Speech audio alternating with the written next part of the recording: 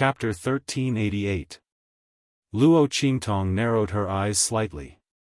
Okay, go and tell Yan Yang that I'll be there soon. Just as the Hua clan was heading to the family Hu, the Hua clan had also welcomed a group of unexpected people in the main hall of the Hua clan. Young Master Ouyang? The Hua clan head and the elders of the Hua clan were surprised to see Ouyang Shao suddenly visit. What was this young Master Ouyang doing in the Hua clan?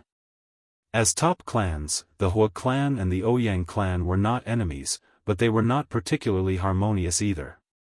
What's more, the Hua clan intended to fight for the map of the Saint King's tomb, but they were defeated by Yu Sihuang. Was the Ouyang clan here to mock them? Thinking of this, the Hua clan head's face suddenly darkened.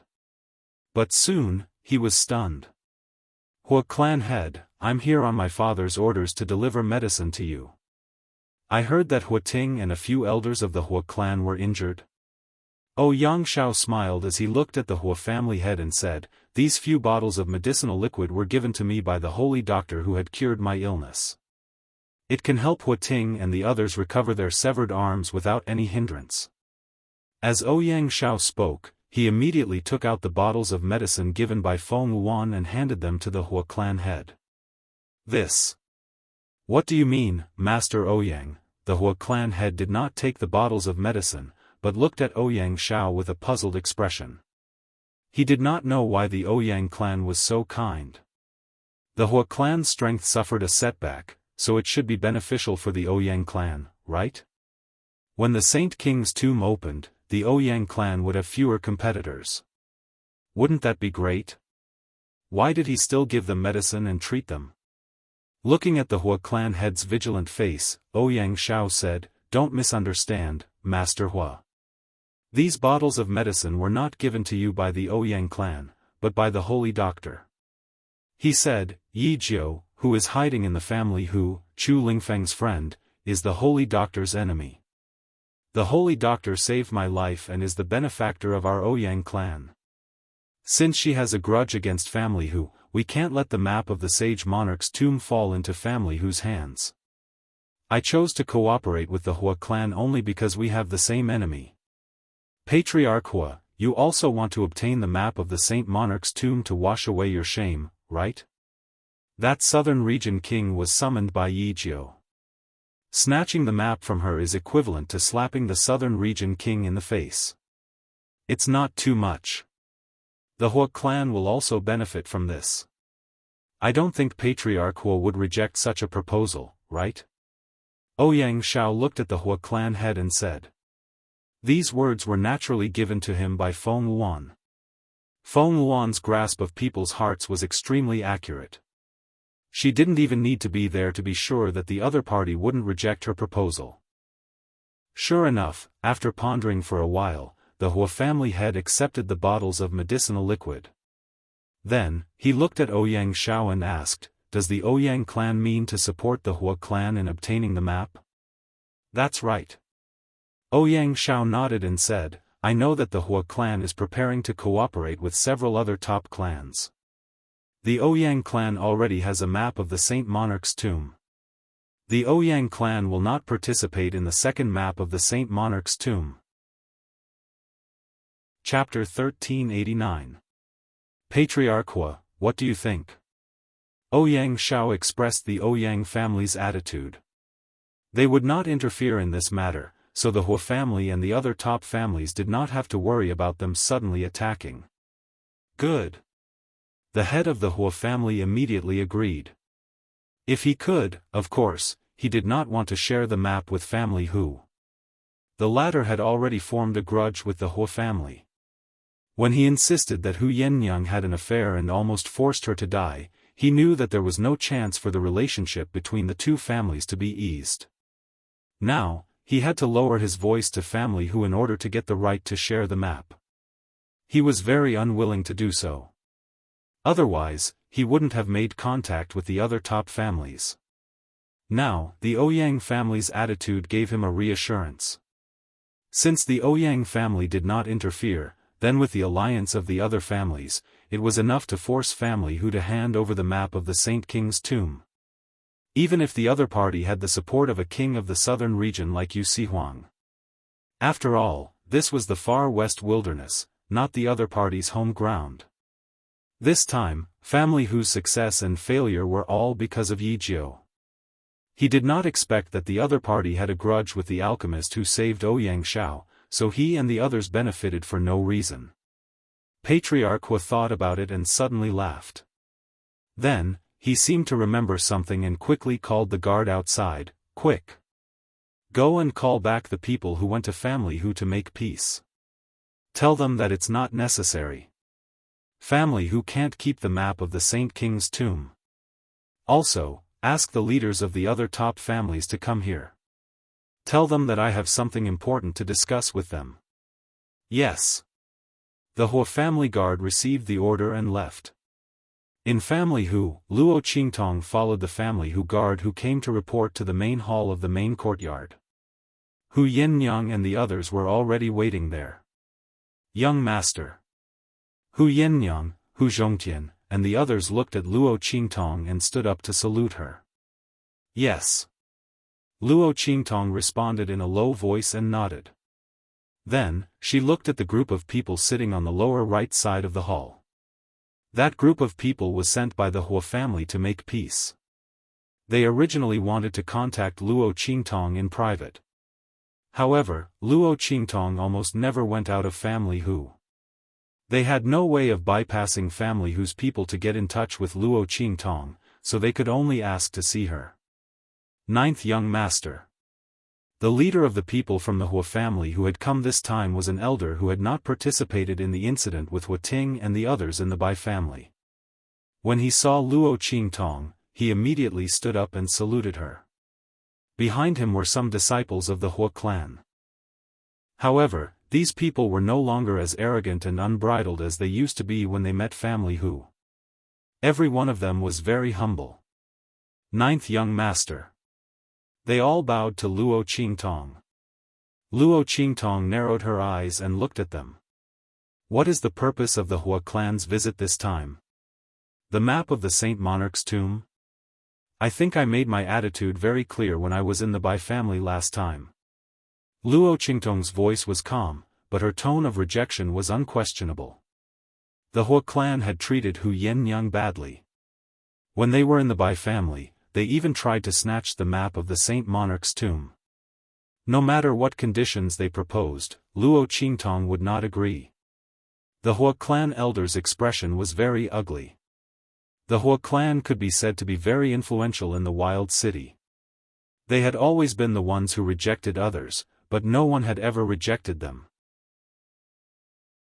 Chapter 1390.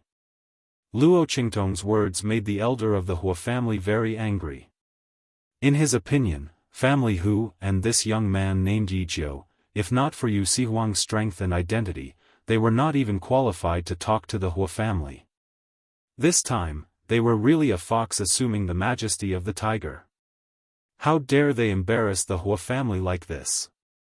However, when he thought of the map of the Saint King's tomb and what the Hua family had said to them before they left, he could only swallow his anger and said to Luo Qingtong, "Why do you have to do this, young Master Zhou? Our Hua family did go a little too far when we were with the Bai family. But that was just a moment of recklessness for those elders. The Hua family is willing to apologize for this. Moreover, the exploration of the Saint King's tomb is of great importance. With family whose ability alone, I'm afraid it will be difficult for them to move an inch in the Saint King's tomb. Young master, why do you want to affect the benefits of entering the Saint King's tomb because of this small conflict between us? Not to mention other things, just based on the friendship between the Hua family and family Hu in the past, it is far more suitable for you to share the map with us than to find other top families, isn't it?" The elder of the Hua family said as he looked at Luo Qingtong. Hu Zhongtian and the others snorted and sneered when they heard this.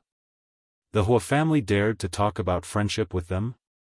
If they really had a little bit of friendship with family Hu, Yinyang would not have fallen into such a miserable state. Not to mention, the Hua family had never extended a helping hand to family Hu for so many years. They had kicked them when they were down. The Bai family even brazenly made a move to snatch the map of the Saint King's tomb from them. After all this, the Hua family still dared to talk about friendship with them? Hu Zhongtian and the others' expressions were extremely cold. Luo Qingtong was even more unmoved. The Hua family's words were nice, but unfortunately, it was useless against her. Why would she need to rely on others to gain something in the Saint King's tomb? Luo Qingtong's expression was indifferent. Not interested. She looked at the elder of the Hua clan and said, if the people of the Hua clan came just to say these words, then, see them out. Luo Qingtong said and stood up directly. Ninth young master. When the elder of the Hua family saw this, he immediately stood up and shouted anxiously. Luo Qingtong actually didn't give him any face, which made the Hua clan's elder very depressed. However, for the sake of the Hua family's patriarch, she had no choice but to grit her teeth and continue to plead for her. At this moment, a Hua clan guard quickly walked in. Elder. The Hua clan's guard walked up to the Hua clan's elder and whispered into his ear, the patriarch wants us to go back. The Ouyang clan is here to support our Hua clan in the fight for the Saint Monarch's tomb map. The only requirement is that you can't share it with family Hu. Elder, we don't have to suffer family Hu's anger anymore. After today, family Hu will have a good time. The guard had just received a message from the Hua family's patriarch outside and immediately told the Hua clan's elder about it. The elder was stunned at first, but then he was overjoyed. Ha ha ha. Good, good, good. The Hua clan's elder laughed loudly, then looked at Luo Qingtong and the others with a cold and disdainful gaze. Chapter 1391. Ninth young master, let me give you a piece of advice. Don't be so arrogant. If it weren't for the ruler of the southern region, you and family Hu would have died many times over. How would you have the chance to be so arrogant in front of us? The Hua family has always disdained to lower ourselves to the level of petty people. Otherwise, based on family Hu's previous down-and-out appearance and the fact that he made the Hua family a laughing stock, he would have been torn to pieces and crushed to pieces a long time ago. But family Hu doesn't appreciate it. You really don't know what's good for you. Especially you, Hu Yinyang. The Hua family elder sneered at Hu Yinyang and said, doesn't family Hu hate us for telling the public that you had an affair with someone else? Unfortunately, even if you were set up, you are still an unclean broken shoe. You did something shameless yourself. Naturally, you can't blame the Hua family for misunderstanding you. Isn't that the case? The Hua family elder's expression was cold and disdainful. His mocking and disdainful gaze pierced Hu Yinyang deeply. She was so angry that her body trembled. This Hua family elder's words were too shameless. Back then, the Hua family clearly didn't have any evidence. In order to protect their own reputation and to prevent Hu Yinyang from blaming the Hua family, they simply told the public that she had an affair with someone else. Hu Yinyang had no way to defend herself. She had been slandered and despised to the core. Now, this Hua family elder dared to say such things about her and shamelessly whitewashed the Hua family. Hu Yinyang was so angry that her entire body trembled. Hu Zhongtian and Hu Fei, who were beside her, were also very angry. They had always treated Hu Yinyang like the apple of their eye. When the latter encountered such an unforeseen event, they were just as heartbroken as Hu Yinyang. Now that they saw this Hua family elder slandering and humiliating Hu Yinyang, they were instantly so angry that their hair and beards flared up. In the past, Hu Yinyang wouldn't have been so miserable. If it weren't for the Hua family's slander, Hu Zhongtian could have brought Hu Yinyang back to family Hu's care and suppressed that matter. However, it was the Hua family's publicity and slander that trampled Hu Yinyang, who had lost her virginity. At that time, the Hua family had countless ways to break off the engagement, but they chose the most ruthless way to deal with Hu Yinyang, which was also the one that made her feel the most hopeless. If it wasn't for this, how could Bai Feng have seized the opportunity to make a move on Hu Yinyang and forced her to flee thousands of miles away? This elder of the Hua clan actually dared to speak to her like that. Of family of us. But she couldn't act rashly. Her intuition, which had been in charge of the affairs of the Blackfield residence for Luo Qingtong for a long time, told her that there must be a reason behind this Hua family elder's sudden change in attitude. Before she figured it out, she couldn't cause trouble for Luo Qingtong because of her own affairs. Perhaps the other party wanted to provoke her to deal with her master? As Hu Yennyang thought of this, she immediately suppressed all the anger and frustration in her heart. At the same time, she held Hu Zhongtian and Hu Fei's hands to prevent them from acting too rashly. Chapter 1392. What are you waiting for? Luo Qingtong's face was cold as she looked at the Hua family elder who was sneering at her. She said to Hu Yennyang and the others coldly. Others are pointing at your noses and scolding you. Are you waiting for them to leave happily after scolding you to their heart's content? Still not attacking? Today, no one from the Hua family can leave here in one piece. This Hua family elder's attitude was strange. Luo Qingtong naturally saw it. It would be fine if the other party left obediently. She wouldn't go as far as to attack a random person. But the other party was so arrogant and unscrupulous. They even insulted Hu Yennyang. Luo Qingtong couldn't tolerate it. Did they really think that she didn't dare to attack them? So what if the Hua family had someone backing them? She, Luo Qingtong, was never afraid of any challenge. You dare. Yi Jiu. You dare to attack us. The Hua family won't let you go. The Hua family elder just said arrogantly and humiliated Hu Yennyang. He also attacked Hu Zhongtian and his son. Suddenly, he felt an indescribable pleasure in his heart. He only felt that he had vented his anger in front of Luo Qingtong. He thought that even if Luo Qingtong and the others were angry, they wouldn't dare to do anything to them. After all, they had the whole Hua family behind them.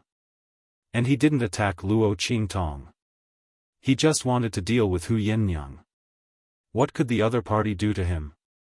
Yu Sihuang was willing to protect Yi Jiu and family Hu. But it didn't mean that he would also protect Hu Yennyang. He calculated in his heart, but he didn't expect that Luo Qingtong would attack him. Seeing Hu Zhongtian and the others surrounding them, his heart felt bad. Was this Yi Jiu crazy? She relied on Yu Sihuang's protection. She actually dared to take the initiative to attack him? Just to avenge Hu Yennyang? The elder of the Hua family was both anxious and angry as he thought about it. He hurriedly shouted. Qi! Luo Qingtong's expression was indifferent. She sneered at him and said, if we don't touch you, the Hua clan won't do anything to us? If that's the case, you wouldn't be so arrogant just now, right? As she spoke, she lifted her eyes to look at the Hua family elder, whose expression had suddenly changed, and casually said, so, why should I let you go? At this point, Luo Qingtong's expression suddenly turned solemn. She said in a cold voice, do it. Chop him up and send him back to the Hua family. As for the others, break their limbs and send them back. The other party was so respectful. Luo Qingtong didn't believe that the Hua family didn't have a plot against her and the Hu family. Their biggest goal was to get their hands on the map of the sage monarch's tomb that family Hu had. Since that was the case, why would Luo Qingtong be polite to the other party? This action was not only to avenge Hu Yennyang, but also to let the Hua family know that she wasn't someone to be trifled with. They dared to go against her, so they were waiting to be skinned alive. Yes. Hu Zhongtian and Hu Fei were just about to attack, but Hu Yennyang reached out to stop them. They knew that Hu Yennyang was afraid of causing more trouble for Luo Qingtong, so they restrained themselves and didn't attack. Now that they heard Luo Qingtong's words, they naturally jumped up and rushed toward the panicking Hua family elder. The latter thought that Luo Qingtong and the others didn't dare to touch them because of the Hua family. Chapter 1393. Only now did he realize the consequences of speaking too quickly. However, there was no room for regret now. Ah! The Hua family elder screamed as he died at the hands of Hu Zhongtian and Hu Fei. At that time, they came with the intention of seeking peace. They did not expect to have a conflict with family Hu. They also did not expect that Luo Qingtong would not care about the Hua family and directly kill him. In the end, the Hua family elder died with his eyes wide open. As for the other Hua clan guards who had followed them to the Hua clan, they were all surrounded by the Hu clan people. They were directly pressed to the ground and their limbs were all broken. Together with the Hua clan elder who had been chopped into minced meat, they were all sent to the Hua clan in a grandiose manner. In the Hua family, the Hua family head had just sent Ouyang Shao off. He was very pleased. Back then, he had slandered Hu Yinyang for having an affair. He felt very uncomfortable in his heart. He always felt that it was a stain on his reputation. He was also very concerned about family Hu's people. Previously, when family Hu was in dire straits, it was still fine. Now that family Hu was showing signs of rising, his heart instantly felt like a fishbone stuck in his throat. It would be best if he could use this opportunity to get rid of family Hu. Otherwise, he would always feel uncomfortable when he looked at family Hu's people. Moreover, he did not believe that family Hu's people, Hu Yinyang, and the others, would not have any intention of settling the score with him. Now that the Ouyang family had supported them in snatching family Hu's map of the Saint King's tomb, he no longer had any worries. Even if Yu Sihuang had the support of the other party, they would have nothing to fear if the other top families joined forces. The Hua family head suddenly felt relieved when he thought of this. He walked to the main gate and was just about to ask someone to prepare gifts for him to visit the other top families. At this moment, a burst of noise suddenly came from not far away. Instantly, the Hua family head frowned and looked in the direction of the noise. The noise was very noisy and seemed to be getting closer and closer. It was obvious that the noise was directed at the Hua family. Instantly, the Hua family head felt very uneasy. Who dares to act so impudently in front of our Hua clan? This area was the Hua family's private land. Most of the people living nearby were the elites of the Hua family. It could be said that very few people came here. It would be difficult for ordinary people to enter this place. But obviously, that would be the case. The noisy noises were an exception. Let's go see what's going on. Listening to the increasingly noisy voices, Patriarch Hua inexplicably had a bad premonition in his heart. It was as if something bad had happened. He coldly ordered the Hua family guards at the door. The latter and the others nodded and were just about to leave when suddenly, a few figures rushed in from outside in a hurry. Because they were running too fast and in too much of a hurry, they tripped over each other and almost fell flat on the ground. No! Bad news! They ran to the entrance of the Hua clan in a panic. When they saw Patriarch Hua and the others standing there, they immediately shouted. Patriarch! Please go and take a look. Seventh Elder and the others. Patriarch Hua's face instantly froze. What happened to Seventh Elder and the others? Chapter 1394.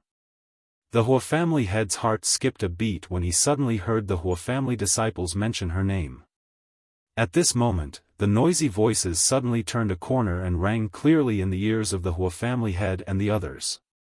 The Hua family are all cheese. We slandered Hu Yinyang, we deserve to die. The Hua family is shameless. Suddenly, the sound of crying could be heard clearly from the front. The Hua family head and the others could clearly see the scene in the direction of the voices. A group of people with broken limbs crawled forward and crawled in the direction of the Hua family head and the others. Behind them was a group of family Hu's guards. Hu Fei and Chu Lingfeng walked in front of the family Hu's guards. What's going on? The Hua family head looked at the scene with a furious expression. In front of him, the few Hua family disciples who had rushed back to report the news were almost knocked down by the biting cold aura emitted from his body. Ma!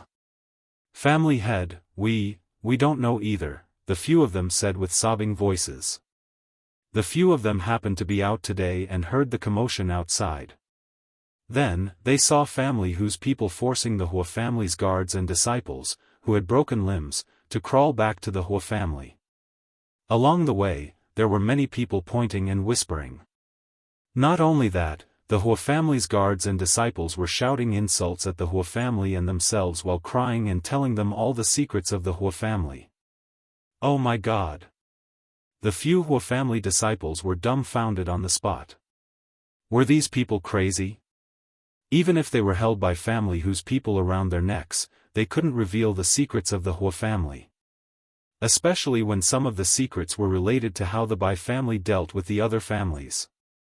In the wilderness city, who didn't know about the recent downfall of the Bai family? The things that the Bai family had done were all spread out by the people of the other families. Not only that, most of the Bai family's assets were also divided among the other families. However, the Bai family's most important treasury and assets were nowhere to be found. The various clans had interrogated the Bai family members, but they didn't obtain any information about the location of the Bai family. The other clans all suspected that the Hua clan had moved those things away. After all, there were so many things. Among all the clans present, the Hua clan was the only one who had the ability to move those things away in such a short time.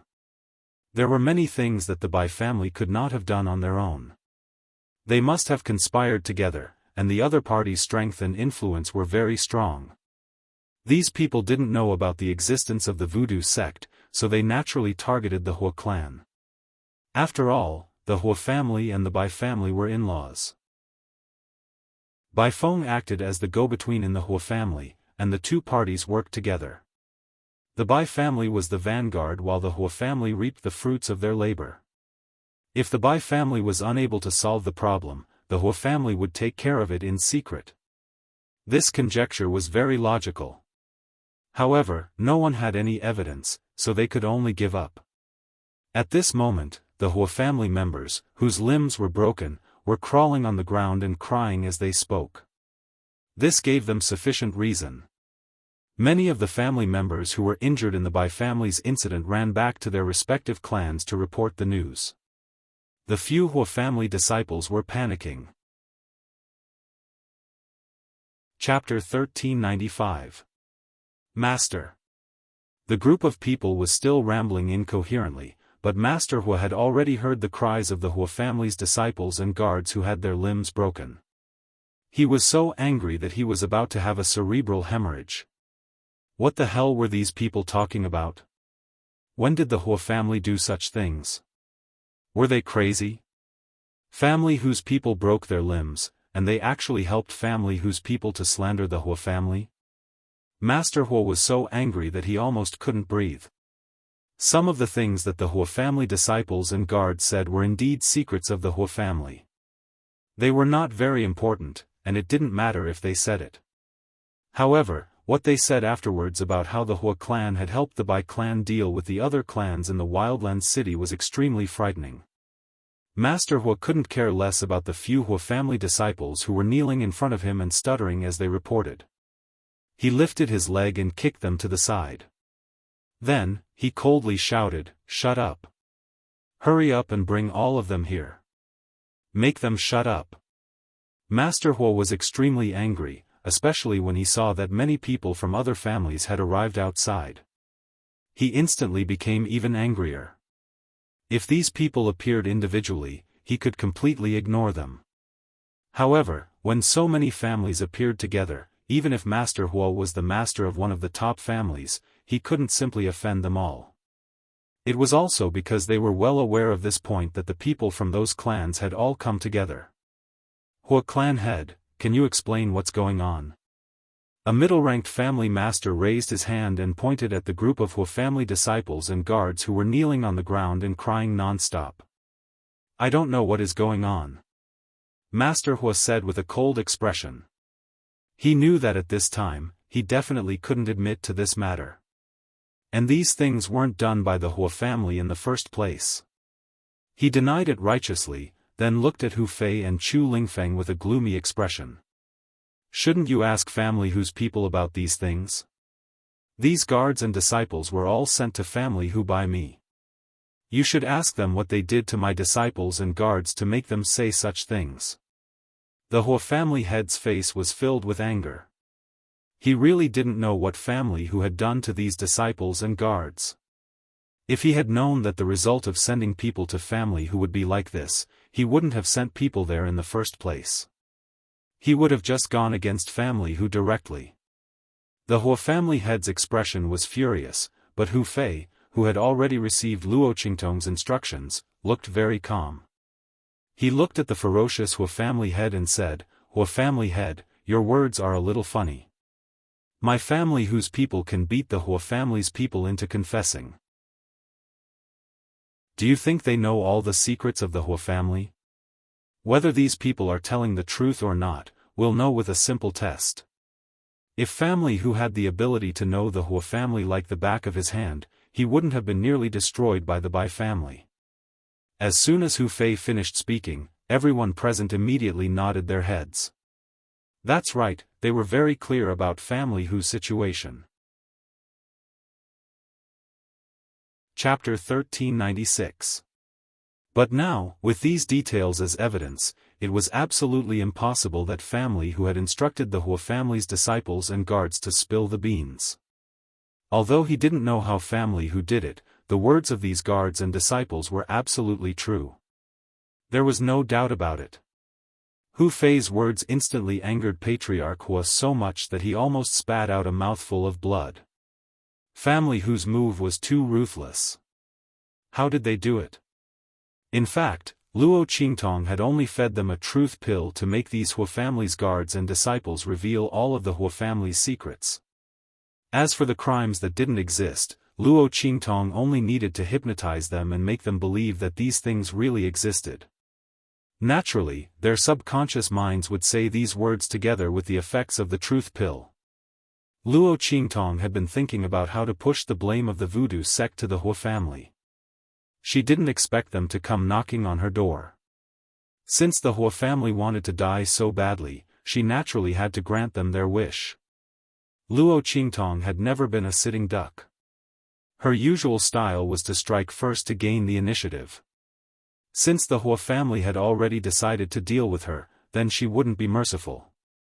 She would use the Hua family's name to hide the voodoo sect. From now on, the connections and resources controlled by the voodoo sect would never be discovered. Luo Qingtong would let Su Yu and the others make good use of those connections and resources. As for the Hua family, I'll just have to take the blame for this.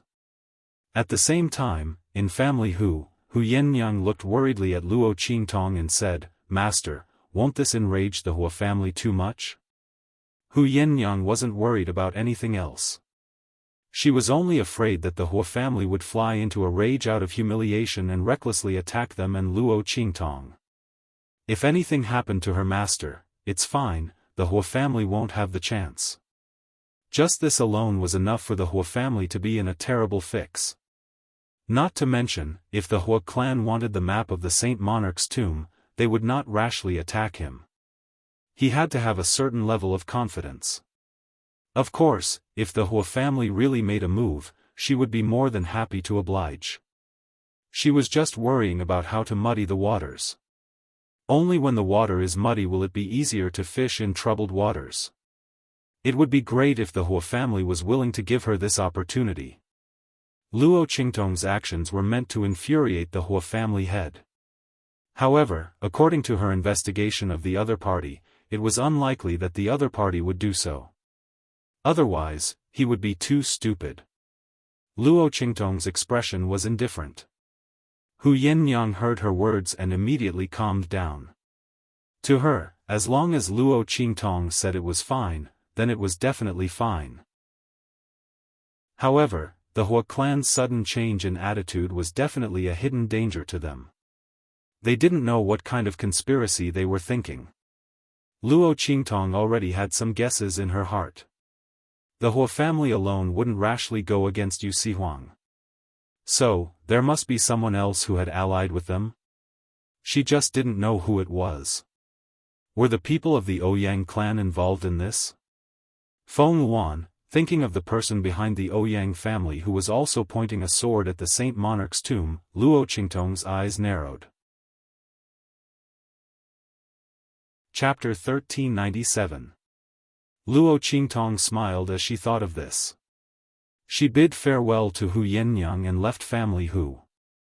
Luo Qingtong already had a plan in mind. The Hua family was about to force their way in, so she naturally had to do something. She didn't want to be too passive. Just as Luo Qingtong left family Hu, the Hua family head was enraged by Hu Fei's words at the entrance of the Hua family. More and more people from the other families rushed over, giving him a headache. It was unknown what the Hu clan had done to the Hua clan's disciples and guards who had their arms and legs broken, but no matter what, they refused to shut up. The Hua family head had no choice. He couldn't kill all of them in front of so many people. If he did, it would be the Hua family who had a guilty conscience and killed them to silence them. However, if they continued to make a ruckus, the Hua family would definitely be the scapegoat. He had no choice but to let the Hua family members go forward, seal their mouths, and drag them back to the backyard one by one. He wanted to see if there was any way to wake them up so that the Hua family could be cleared of suspicion. Otherwise, the following matters would be troublesome. That damned family Hu. That damned Yi Jiu. The Hua family head had already linked this to Luo Qingtong's doing. After all, he was well aware of the capabilities of family Hu's people. Only a weak youth who had provoked the king of the southern mountain range could do such a thing. Moreover, she obviously had medical skills. Hu Zhongtian's injury and Hu Fei's strange illness were all cured by her. The Hua family head gritted his teeth as he thought of this. Family Hu, Yi Jiu, just you wait. He gritted his teeth and looked at Hu Fei and the other family members with a dark expression. He suddenly shouted coldly, the Hua family will definitely give you an explanation for what happened today. But now, we don't welcome family Hu's people here. All of you, get lost. He looked coldly at Hu Fei and the others. You don't have to worry about this, Hua family head. Since we have delivered the gift, we naturally have to leave. Oh, that's right, we still have a big gift here that we haven't delivered. Ninth young master personally instructed that this big gift must be delivered to the Hua family head. Otherwise, I'm afraid that it isn't sincere enough. As he said this, he immediately called out to Chu Lingfeng, who was beside him. Ling Feng. The latter responded and took out a black jar from the useless ring that Luo Qingtong gave him. Then, he raised his hand and threw it at the head of the Hua family. Stop pretending to be mysterious. The Hua family head snorted coldly. He didn't even look at the jar.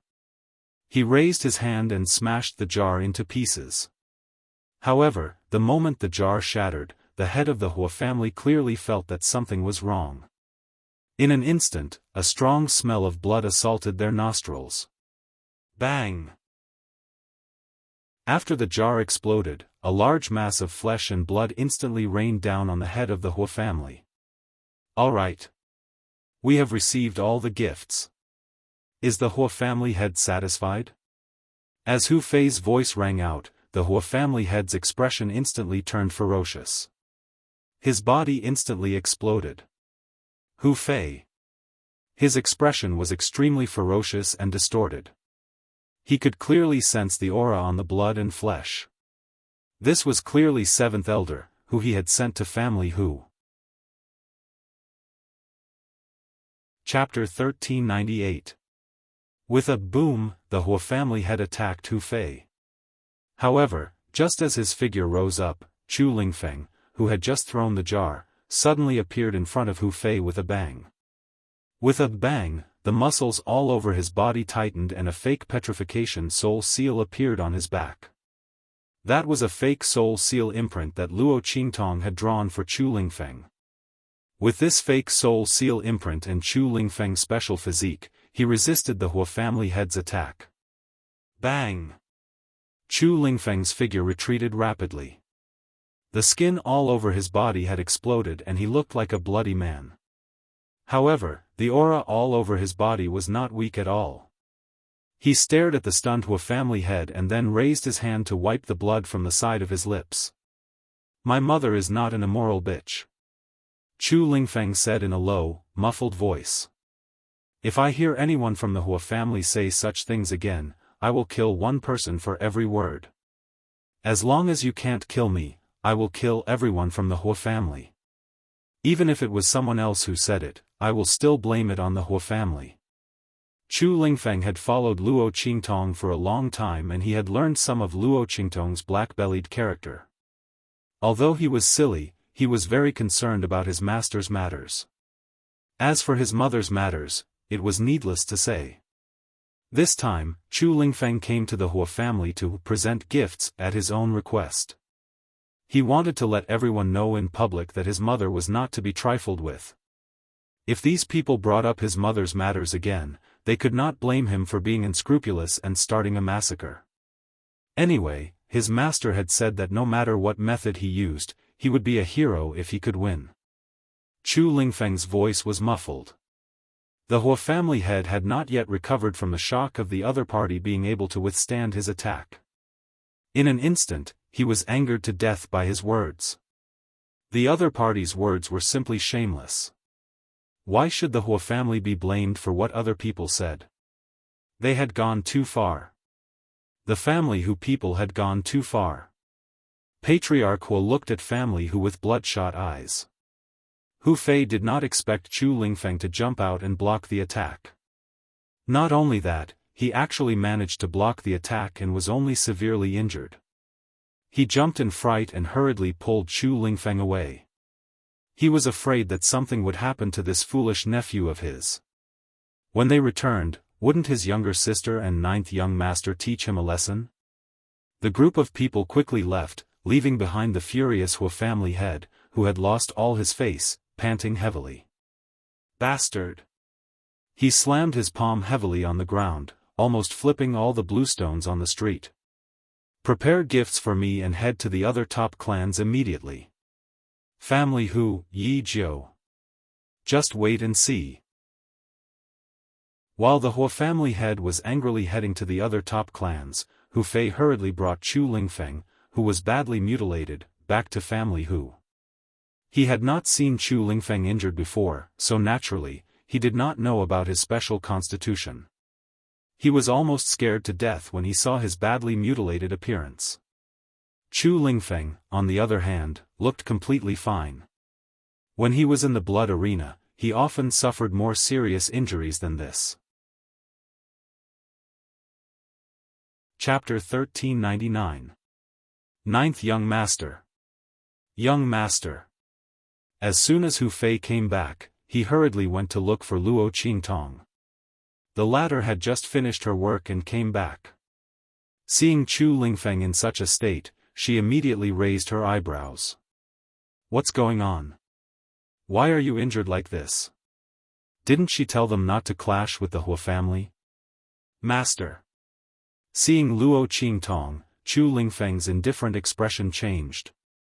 He lowered his head like a child who had done something wrong. Then, he quietly looked at Luo Qingtong from the corner of his eyes to see if she was angry with him. "I deliberately blocked that old man's attack. Master, I warned them not to talk about my mother.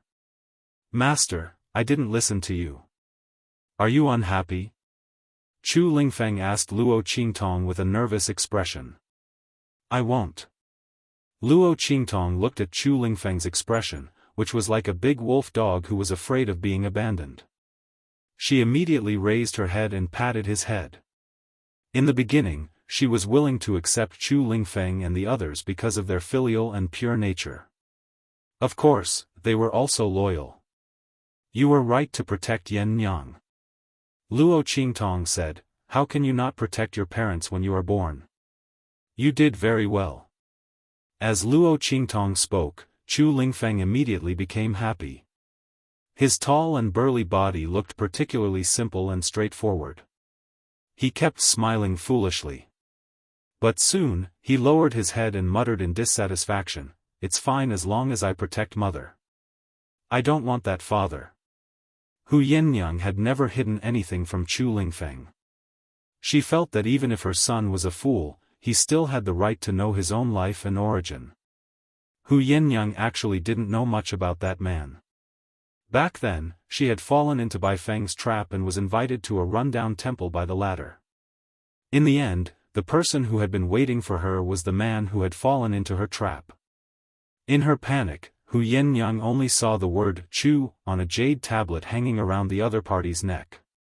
There was another word at the end, but Hu Yinyang couldn't see it clearly. She fainted from the pain. When she regained consciousness, she was faced with Bai Feng's sad and pitying gaze, as well as the disdainful and contemptuous gazes of the Hua family, Family Hu, and the others. Hu Yinyang didn't know the man's name, nor did he know if the word Chu was his surname. The word Chu was the only impression she had of him. Naturally, it was used on Chu Lingfeng and became his surname. This way, at least her son's life would be more complete. Hu Yinyang thought so. She rarely talked about the past, but when she did, she couldn't help but feel grief in her heart. Chu Lingfeng had secretly seen her cry a few times. Naturally, he didn't have any good impression of the father, who had made his mother so sad. In any case, he only recognized his mother. What was a father? He didn't know. Moreover, people had said that he was a fool since he was young. Even if he had a father, the other party wouldn't want him. Chu Lingfeng had heard a lot about this, so he didn't have any thoughts about this so-called father of his. However, even if he didn't want his father, he still wanted to seek justice for his mother. If he had the chance to meet the other party in the future, he would definitely ask the other party to seek justice for his mother. After Luo Qingtong finished treating Chu Lingfeng, she saw Hu Yinyang standing outside the door when she went out. The latter still had tears on her face. When she saw Luo Qingtong come out, she quickly wiped them away. Chapter 1400. Ouyang Clan. Luo Qingtong raised her eyebrows slightly. She looked at Hu Yinyang. The thing in the latter's hand was clearly an invitation. Luo Qingtong took it and opened it to take a look. It said that the Ouyang clan would be holding a meeting and invited her and Family Hu to attend to discuss entering the sage monarch's tomb together. Luo Qingtong's eyes narrowed slightly. Sage monarch's tomb meeting? Discuss entering the sage monarch's tomb together? Did the others also receive this invitation? Luo Qingtong looked at Hu Yinyang and asked. They all received it. Hu Yinyang said, all the forces and families in Wild City received this invitation, including those who rushed to Wild City after hearing the news. The news of the sage monarch's tomb began to spread after the Ouyang clan announced it. Luo Qingtong and the others had not heard of it when they were in Fenghua City because Fenghua City was located too far away from Wild City. So the news spread relatively slowly. When they rushed to Wild City later, they heard a lot of rumors along the way. During this period of time, many people rushed to Wild City, waiting for the sage monarch's tomb to appear. Well, in that case, let's go. Luo Qingtong's expression was indifferent, and her smile was playful. The Ouyang clan's move was really good. She did not know if it was Feng Wuan's idea or not. This was an open conspiracy. Even if Luo Qingtong knew very well that the Ouyang clan was holding the sage monarch's tomb meeting this time, it was likely that they had an ulterior motive. However, so many people had received the invitation and would definitely go. If she and Family Hu did not go, they would only become the target of everyone. In that case, why not go? She wanted to see what kind of surprise gift the Ouyang clan and Feng Wuan had prepared for her. Yes. Hu Yinyang nodded and said, I'll immediately send someone to reply to the Ouyang clan. But master, she looked worriedly at Luo Qingtong and said, I'm afraid the Ouyang clan's grand assembly of the sage monarch's tomb this time isn't normal. I'm afraid that they will target you at the conference. Hu Yinyang followed Luo Qingtong and managed all the businesses and affairs of the Blackfield mansion for her. She was very sensitive to these conspiracies and immediately felt that something was wrong. She was worried about Luo Qingtong's safety. "Master, should we send someone to ask for help from the Black Field and ask them to send some people over?" She looked at Luo Qingtong. Previously, Luo Qingtong had been hiding her identity, fearing that there would be some twists and turns in the matter of the Saint Monarch's tomb. Now that the Ouyang family and the Hua family were clearly targeting her master, and there was also a divine heavenly doctor who had a grudge against her master, Hu Yennyang was afraid that something would happen to Luo Qingtong's safety. "No need, distant water can't quench a present thirst." Luo Qingtong's expression was indifferent. The Black Field's forces were almost all concentrated in the east region. The far west wilderness was a pioneering area, and the competition between forces was great. The law of the jungle was serious. The Black Field's deterrence here was far from that great. What's more, behind the Ouyang family was the divine heavenly doctor, Feng Wuan. The enmity between her and the other party was as deep as the sea. Luo Qingtong believed that the other party would spare no effort to incite the forces in the wild city to deal with her. Exposing her identity was of no use to her. On the contrary, it would easily attract more unnecessary trouble. Moreover, Yi Qianxian was currently in the extraterritorial realm looking for a way to temporarily alleviate the hidden dangers in his body. Luo Qingtong couldn't distract him. Chapter 1401. Yes. Hu Yennyang agreed after thinking about it. In that case, her master could only rely on the power of the Imperial Sect. However, the Imperial Sect did not have any power in the western wilderness. With the power of the southern region in Wild City, it would be difficult to fight against the Ouyang family and the Hua family. Hu Yennyang left with a worried look. In the Ouyang family, Feng Wuan received the news from the Ouyang family. He sneered in his heart, "Evil physician Gui Tong, you really agreed." Feng Wuan had expected this. As long as Luo Qingtong was not stupid, she would definitely agree to come to the Sage Monarch's tomb conference. Now it seemed that it was true. "Young master, please arrange an identity for me. The kind that can appear in front of people openly. My status can't be low." Feng Wuan looked at Ouyang Xiao and said. She wanted to appear in the Sage Monarch's tomb conference to deal with Luo Qingtong. She wanted to get back some of the interest from before. "Okay." Ouyang Xiao hurriedly agreed when he heard this. "Will the Holy Doctor appear in the Sage Monarch's tomb conference as my fiancé? This way, we can avoid people who don't have eyes looking for trouble with the Holy Doctor. We can also deal with Yi Jiu." Ouyang Xiao looked at Feng Wuan with an infatuated and fawning expression. "Okay." Feng Wuan was very satisfied. The fiancé of the Ouyang family's young master was indeed of very high status. It was enough for her to deal with Luo Qingtong. While Feng Wuan and Ouyang Xiao were talking, the Hua family head had already reached an agreement with the other top families. Among these families, some were already preparing to contact Luo Qingtong. After all, as long as they had the Sage Monarch's tomb map, they did not mind cooperating with family Hu and Yu Sihuang. Moreover, they had no enmity with family Hu and Luo Qingtong. As long as they could give the corresponding conditions, including supporting family Hu, they would definitely cooperate with them. However, before they could do anything, the head of the Hua family had already come knocking on their door. Not only that, but he also said that the Ouyang family had already asked him to cooperate. It was said that the Ouyang family had made it clear that they would not participate in the fight for the map of the Saint Monarch's tomb. However, the map of the Saint Monarch's tomb must not fall into the hands of family Hu. The people from the top clans fell silent. Helping family Hu meant going against the Ouyang family. The price was too high. It was far better to work with the Hua family. After all, both sides had the map of the Sage Monarch's tomb.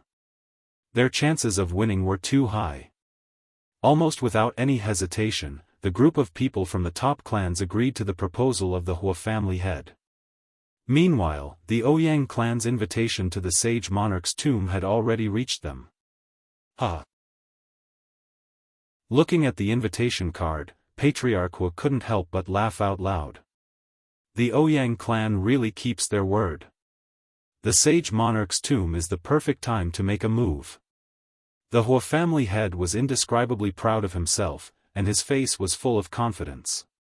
The sage monarch's tomb conference was being held by the Ouyang clan, and the Ouyang clan was on their side. When Luo Qingtong and the others arrived, they would make a move and guarantee that the other party would not be able to escape even if they had wings. The Ouyang clan's move was too good. At that time, would Luo Qingtong and the others still not hand over the sage monarch's tomb map? The Hua family head sneered. Chapter 1402. So, Tong Tong, you want me to contact those forces in the southern mountain range?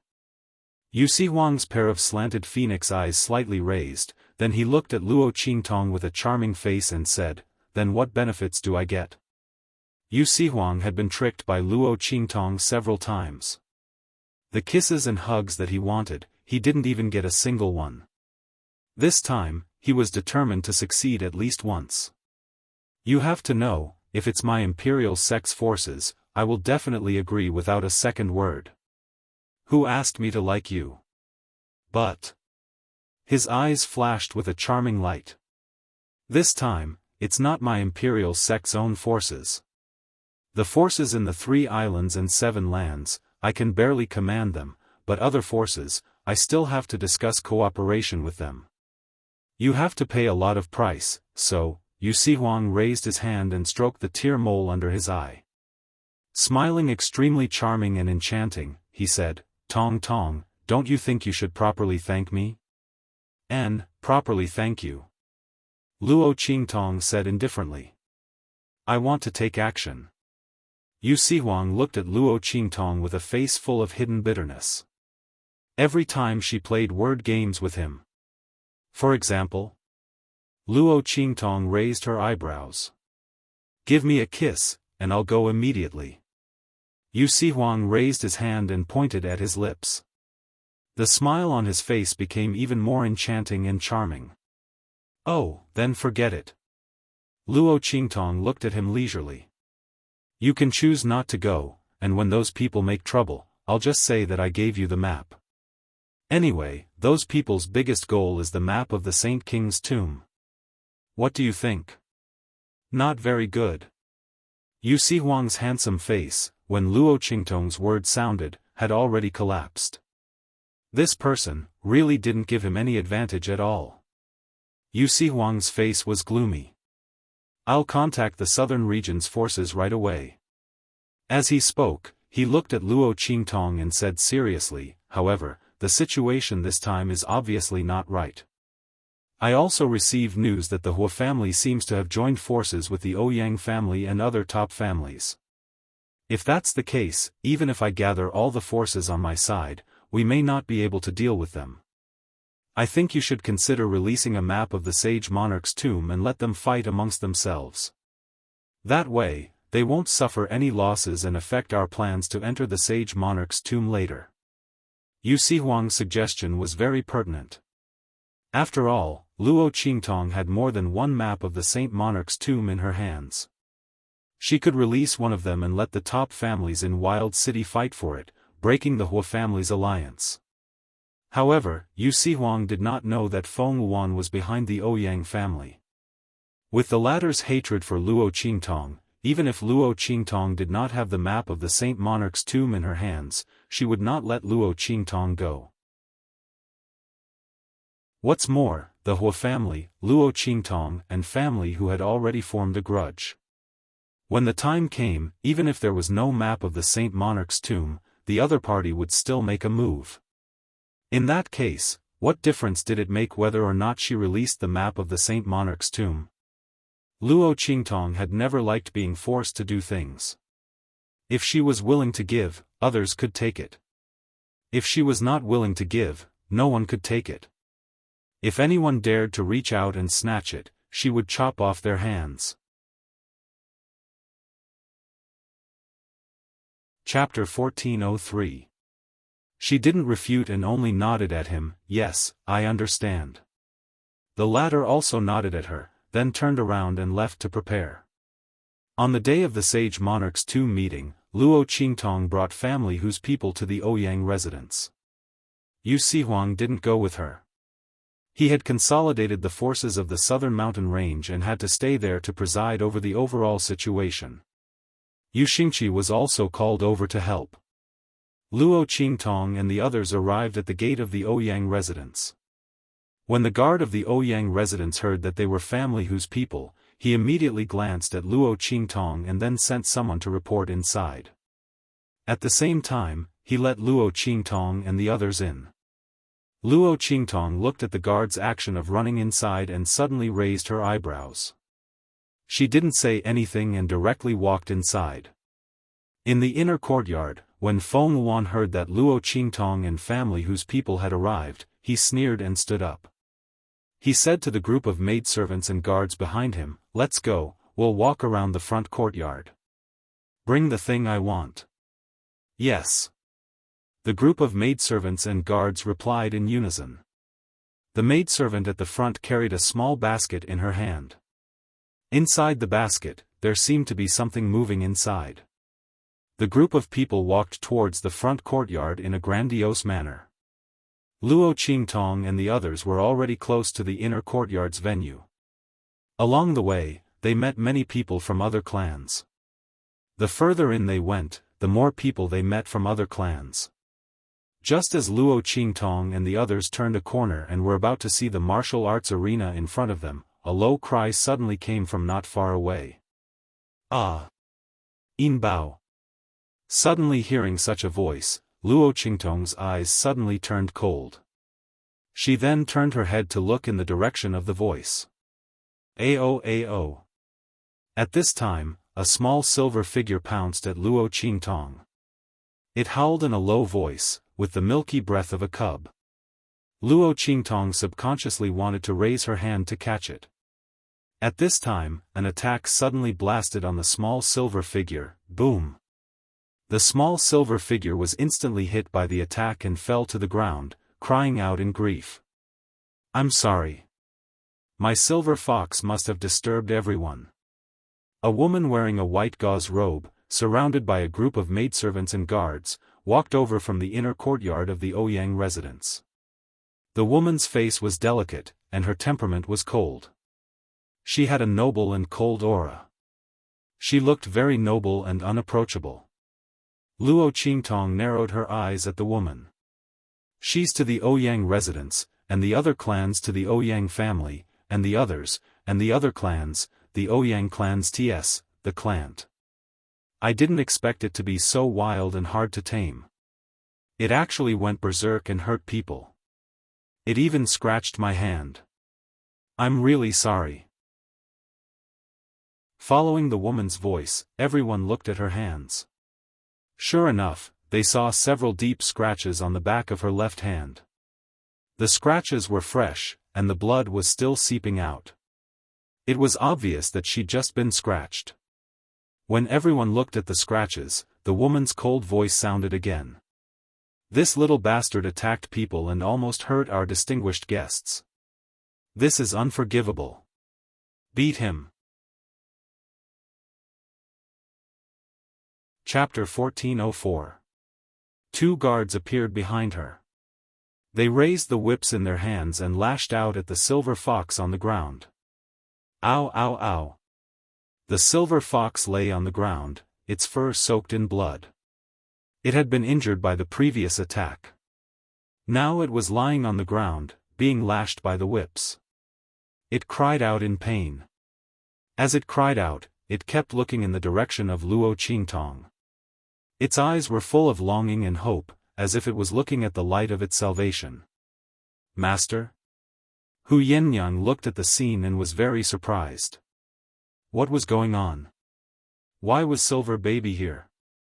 Didn't Master say that it had been taken away? Could it be that there was an accident? Hu Yennyang looked at Luo Qingtong. She knew how much her master treasured the silver fox. If anyone dared to touch it, her master wouldn't let them off. "It's not Silver Baby." Luo Qingtong glanced at the silver fox and knew that it wasn't her silver baby. It wasn't just because the fox's claws weren't wearing the Xiaofan dragon ring, but because the fox's eyes weren't right.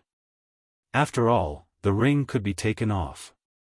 Besides, that ring originally belonged to Yi Qianxian. It wasn't surprising that someone else could take it off the silver fox's claws. But the eyes wouldn't lie. Her silver baby's eyes were very similar to Yi Qianxian's. Even when it was playing around and acting cute, there was always a hint of disdain in its eyes. It was disdain for itself. But even if it was so disdainful, it was still willing to act cute and play around for her. And when her silver baby was bullied, it wouldn't look at her as if she was its savior. It would only look at those who dared to bully it coldly, like a king. And when she saved it, it would still look at her with disdain and depression. This was just a silver fox, not her silver child.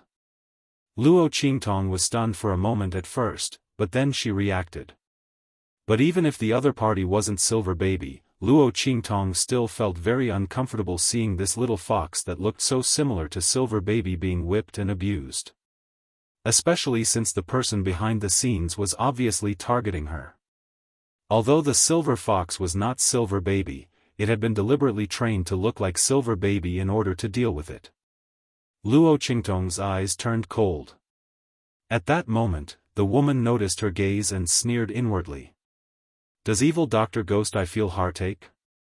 The smile on Feng Wuan's lips turned slightly cold. There would be even more heart-wrenching things to come. That's right, this woman was Feng Wuan, who had appeared as Ouyang Xiao's fiancée. She had prepared the silver fox specifically for Luo Qingtong. She had already found out everything about Luo Qingtong, or rather, Yi Jiu, in Family Hu. She knew that the latter had a silver fox that she liked very much and treated it like a treasure. She immediately thought that it must have been a gift from Yi Qianxian. Because only something from Yi Qianxian could make evil Dr. Ghost Eye, who had always been cold and unrestrained, care so much. When Feng Wuan found out about it, she was so angry that her eyes turned red. She had specially asked the Ouyang family to find a silver fox for her. Using a little trick, she had trained it to look like Silver Baby. She had been waiting for this day. Coincidentally, the silver fox beside Luo Qingtong also disappeared at this moment. The heavens were really helping her. Chapter 1405. She was waiting for Luo Qingtong to lose her patience and ask her for the little fox. It would be best if she mistook the little fox for Silver Bao. That way, she would have more ways to deal with the other party. With that thought in mind, Feng Wuan ordered the two guards to whip the little fox even more viciously. The two of them had received Feng Wuan's orders in advance. They whipped the little fox as hard as they could, but they purposely didn't harm the little fox's life. With this, the little fox's cries became even more mournful. Feng Wuan's methods made many people frown. These people were from families in Wildland City, so they were naturally used to seeing blood. But even so, they still felt pity for a cub that didn't have much actual killing power. Seeing that the little silver fox had been beaten to such a state, and Feng Yuan didn't seem to be prepared to let it go, they all frowned. They felt that the other party's heart was a bit too ruthless. This little fox had done something wrong.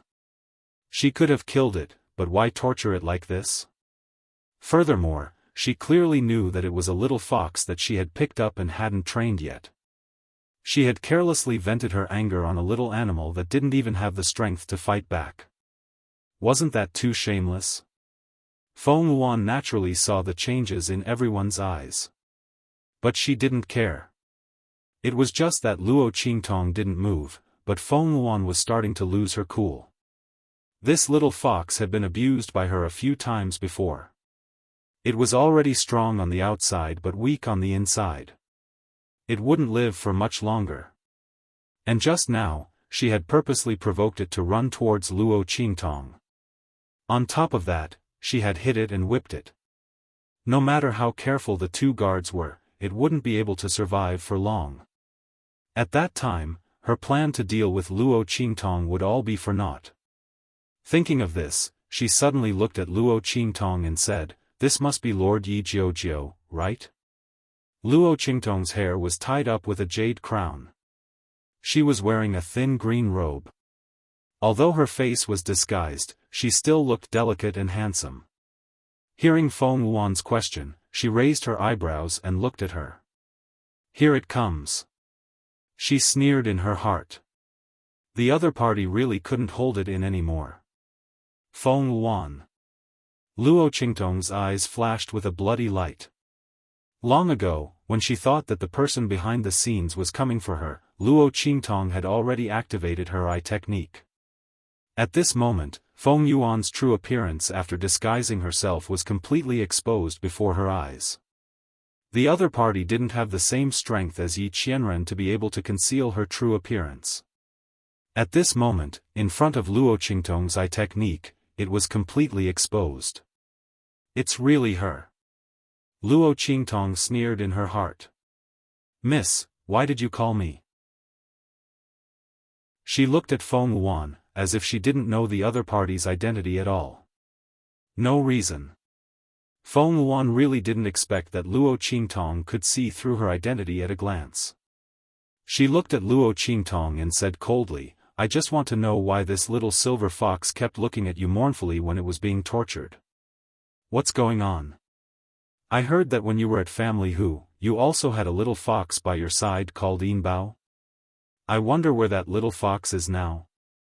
Since the first plan didn't work, she had to come up with another one. Since Luo Qingtong didn't ask her for the little fox, then she would directly pin the identity of the little fox on Luo Qingtong. According to what Feng Wuan knew, the little fox by Luo Qingtong's side had disappeared for several days. If it hadn't run away, then it had been taken away by someone. Since that was the case, wouldn't it be easy for her to say the identity of the little fox?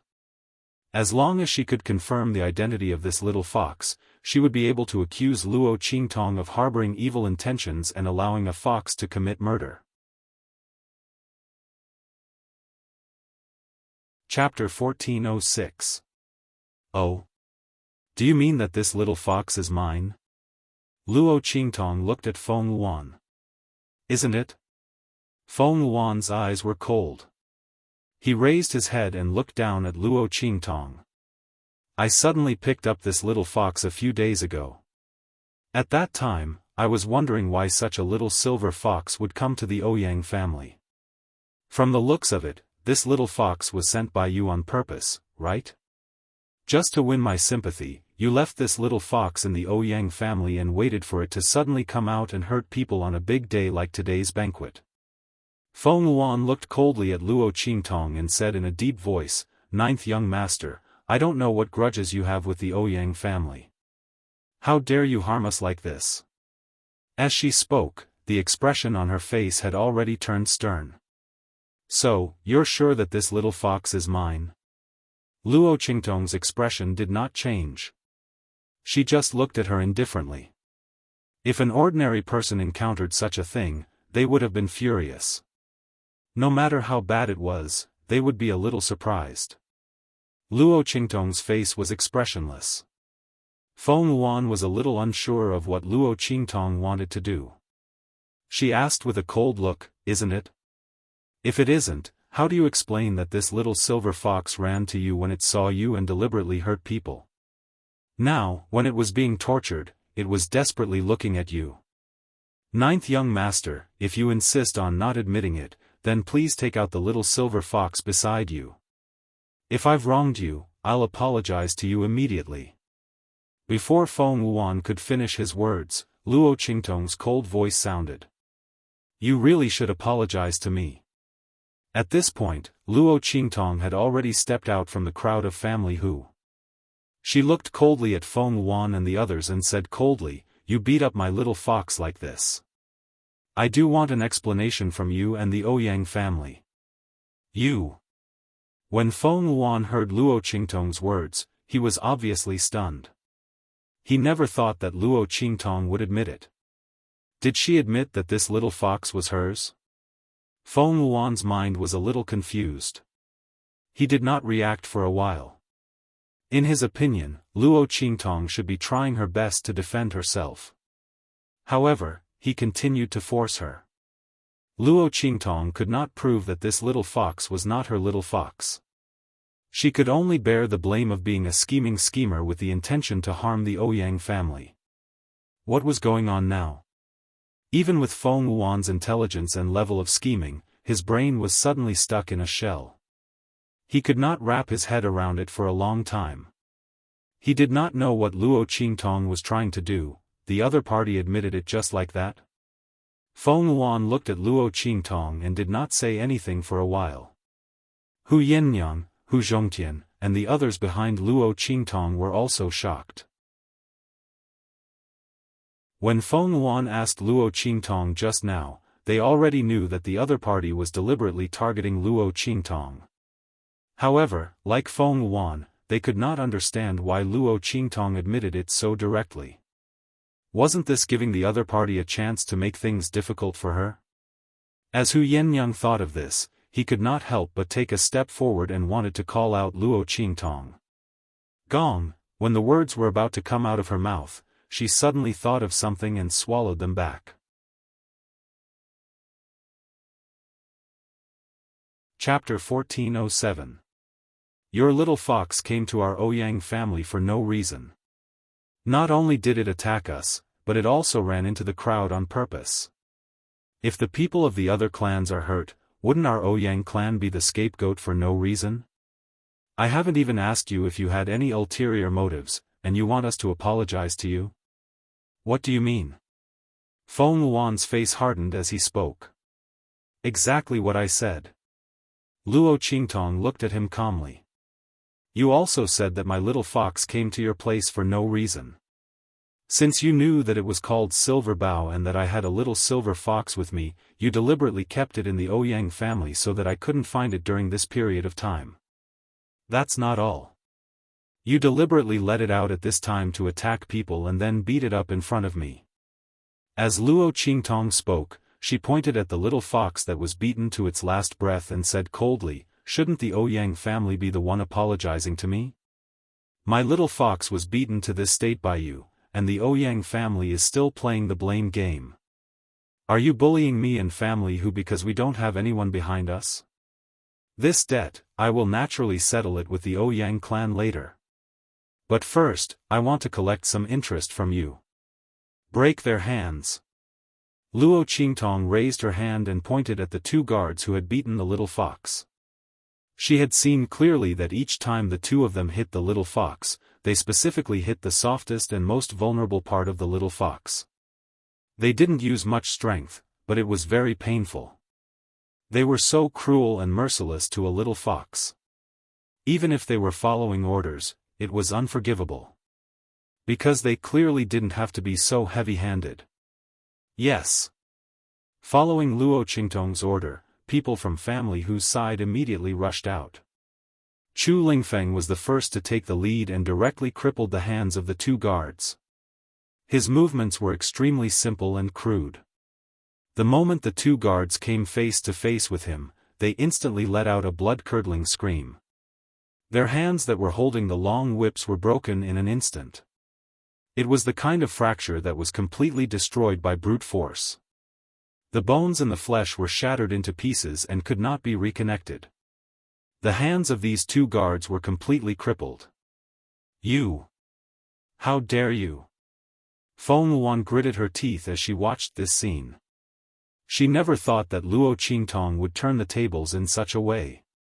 The other party's way of thinking simply defied common sense. She was the one who was slandering her. She actually used their slander to deal with them. Shouldn't a normal person, when encountering such a situation, retreat and clear their name first?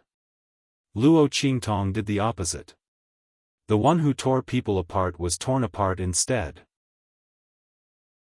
This was the first time that Feng Wuan had met someone like Luo Qingtong who was so unscrupulous and domineering that she didn't even suffer a single loss. She gritted her teeth so hard that they were about to bleed. That little fox came to our Ouyang family on her own accord. Yi Jiu, you're deliberately distorting the truth. Slandering us. When Feng Yuan said this, she almost vomited out a mouthful of blood from her heart. She had racked her brains to slander Luo Qingtong, but in the end, the one who was forced to cry out for injustice was herself. There was really nothing that could make her feel more vexed than this. Feng Yuan had always boasted that she was more scheming than others, but time and time again, she had been defeated by Luo Qingtong. It really made her so angry that she almost vomited out a mouthful of blood. Chapter 1408. So, I was the one who told you to keep it? Was I the one who told you to keep it? Luo Qingtong sneered. You kept my little fox, deliberately released it when I came to the sage monarch's tomb, and then slandered me for having ulterior motives. You people from the Ouyang clan are stupid, but don't think that others are the same as you. You. Luo Qingtong's words were simply cutting to the heart. When Feng Yuan heard this, he almost couldn't hold back the taste of blood in his throat. Shouldn't Luo Qingtong be the one to say all this? Shouldn't such aggressive and strict questioning be his own lines? If he didn't know the truth of the matter, if he didn't know that this little fox was in fact, he would have found it to cause trouble for Luo Qingtong and slander her. Feng Yuan almost believed that Luo Qingtong was telling the truth.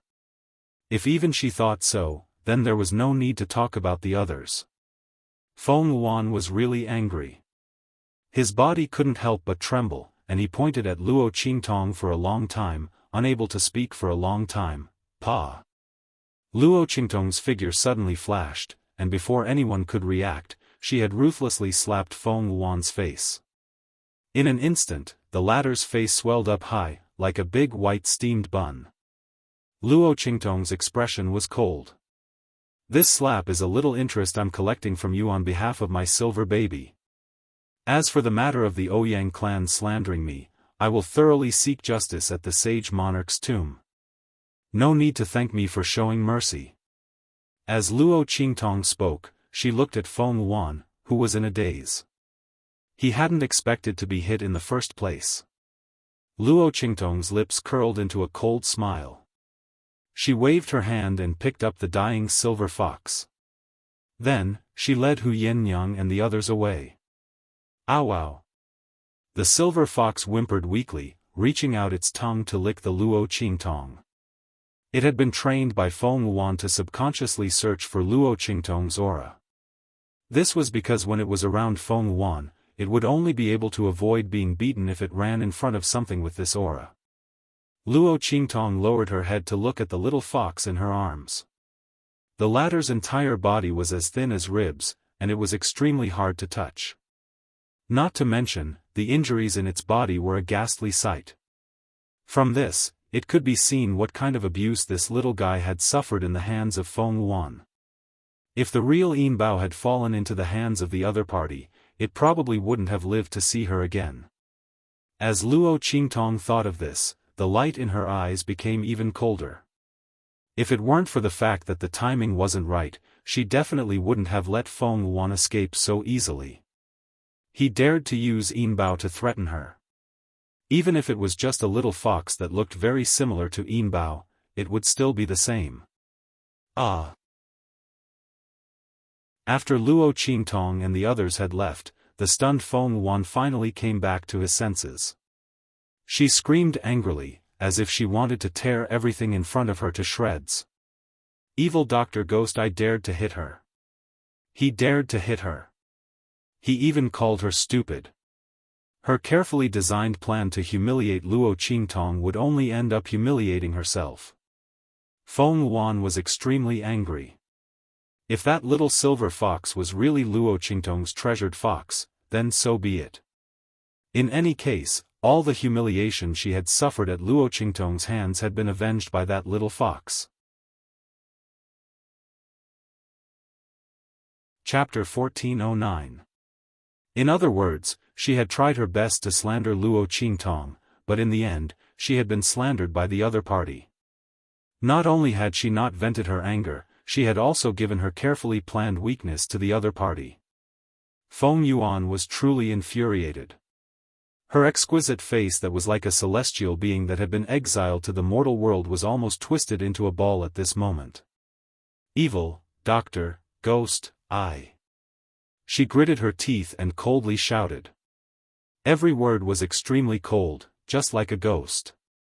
At this time, Ouyang Xiao and the others had received the news and rushed over. Holy Luan, what is going on?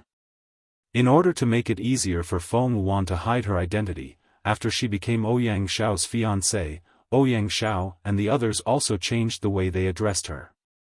When Ouyang Xiao and the others arrived at the scene, they saw the two guards lying on the ground and then looked at Feng Luan's face. It was obvious that she had been beaten. Ouyang Xiao immediately became angry.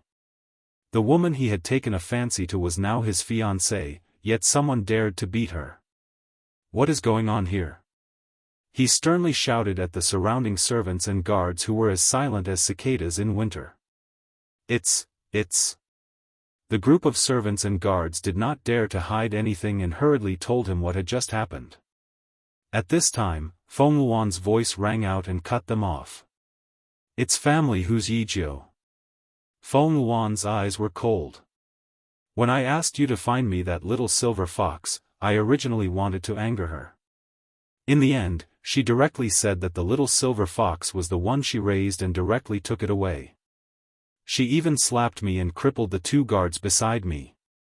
Feng Luan's expression was cold. Her words, at first, seemed to be the same as the previous facts. But in reality, there was a big difference. Luo Qingtong became the bully who took advantage of her power and forcefully took her fox. And Feng Luan completely became the victim. She didn't mention that she had tried to use the silver fox to slander Luo Qingtong and harm the Ouyang family. She made herself sound innocent. But if she really wanted to say that she was lying, she really didn't. The maids and guards of the Ouyang family felt that something was wrong with her words, but they couldn't tell what exactly was wrong. When Ouyang Xiao asked them if that was the case, they could only agree. What a good Yijio. Ouyang Xiao's expression was cold. How dare you be impudent in our Ouyang clan? Let's go to the venue. Ouyang Xiao angrily led a group of people in the direction of the martial arts practice field. Luo Qingtong had already sat down with family whose people were arranged in a very special position. They were actually seated at the very front, much closer to the front than the seats of the big families in Wilderness City. The guards of the Ouyang clan explained to the people of the other clans that this was because family Hu and Luo Qingtong had the map of the sage monarch's tomb. They were discussing how to enter the tomb together, so naturally, they had to sit at the front. But Luo Qingtong noticed that their seats were surrounded by people from the top clans. And the Hua clan was right across from them. This was getting interesting. Luo Qingtong gently stroked the silver fox in her arms, but she wasn't as enthusiastic as when she was with Yi Qianxian. This silver fox was different from Yinbao. After saving this little guy, Luo Qingtong became more and more aware of this fact. She originally thought that Yinbao was a gift from Yi Qianxian, plus it was a cute silver fox. That was why she was so indulgent and fond of it. Chapter 14:10. At this moment, the little silver fox that had been rescued was 70 to 80% similar to Silver Bao. Furthermore, it had been trained by Feng Luan to be very close and attached to her. The way it looked at her was also unusually passionate and affectionate. However, Luo Qingtong didn't have the same feelings as she did for Silver Bao. She teased the little silver fox in her arms. The latter's injuries had already completely healed. The hidden injuries inside had also been completely healed by Luo Qingtong's pupil technique. At this moment, it was snuggling up to Luo Qingtong. Under the girl's teasing, it whined and dodged. Sometimes, it didn't even understand what Luo Qingtong was doing. It just stared at her with its round eyes, a little confused and a little silly. In the end, it's nodded. Luo Qingtong was a little disappointed. Her little silver bow was indeed different from the rest. When Luo Qingtong teased it, it would be disdainful and depressed. Then, it would helplessly do as she wished. Little Silver Bow's performance was so intelligent that Luo Qingtong, who had never had a pet before, thought that the little silver fox was a smart and intelligent animal. But now, it seemed that only her silver bow was different. Those eyes were so lively that they didn't seem like they belonged to a little fox cub. Luo Qingtong was disappointed. Suddenly, a thought suddenly flashed through her mind. In this world, is there anyone who can suddenly turn into an animal? She transmitted her voice to Little Pig in her mind. The latter was lying on the ground floor of the 9-story exquisite pagoda, teasing the little golden mouse next to it. Hearing this, it was stunned for a moment. Then, it said, "There is, but it has to be a Yao." They were originally Yao in human form. Naturally, they can turn into animals. But Yao cultivation isn't that simple. Most of the Yao's strength can't even turn into human form. Why are you asking? Little Pig asked Luo Qingtong. It's nothing. I was just asking. Luo Qingtong's expression was indifferent, but she was deep in thought. Yi Qianxian shouldn't be a Yao cultivator, right? She hadn't come into contact with other foxes before, so she didn't know. Now that she had come into contact with another little fox, Luo Qingtong realized that Silverbow was as smart as a spirit. In addition, it had the 10-dragon ring on its claws. Luo Qingtong couldn't help but wonder in her heart, could it be Yi Qianxian? The human and beast, whether it was their personalities or eyes, they were too similar. Luo Qingtong was deep in thought. If there was a chance in the future, she would go back and test it out.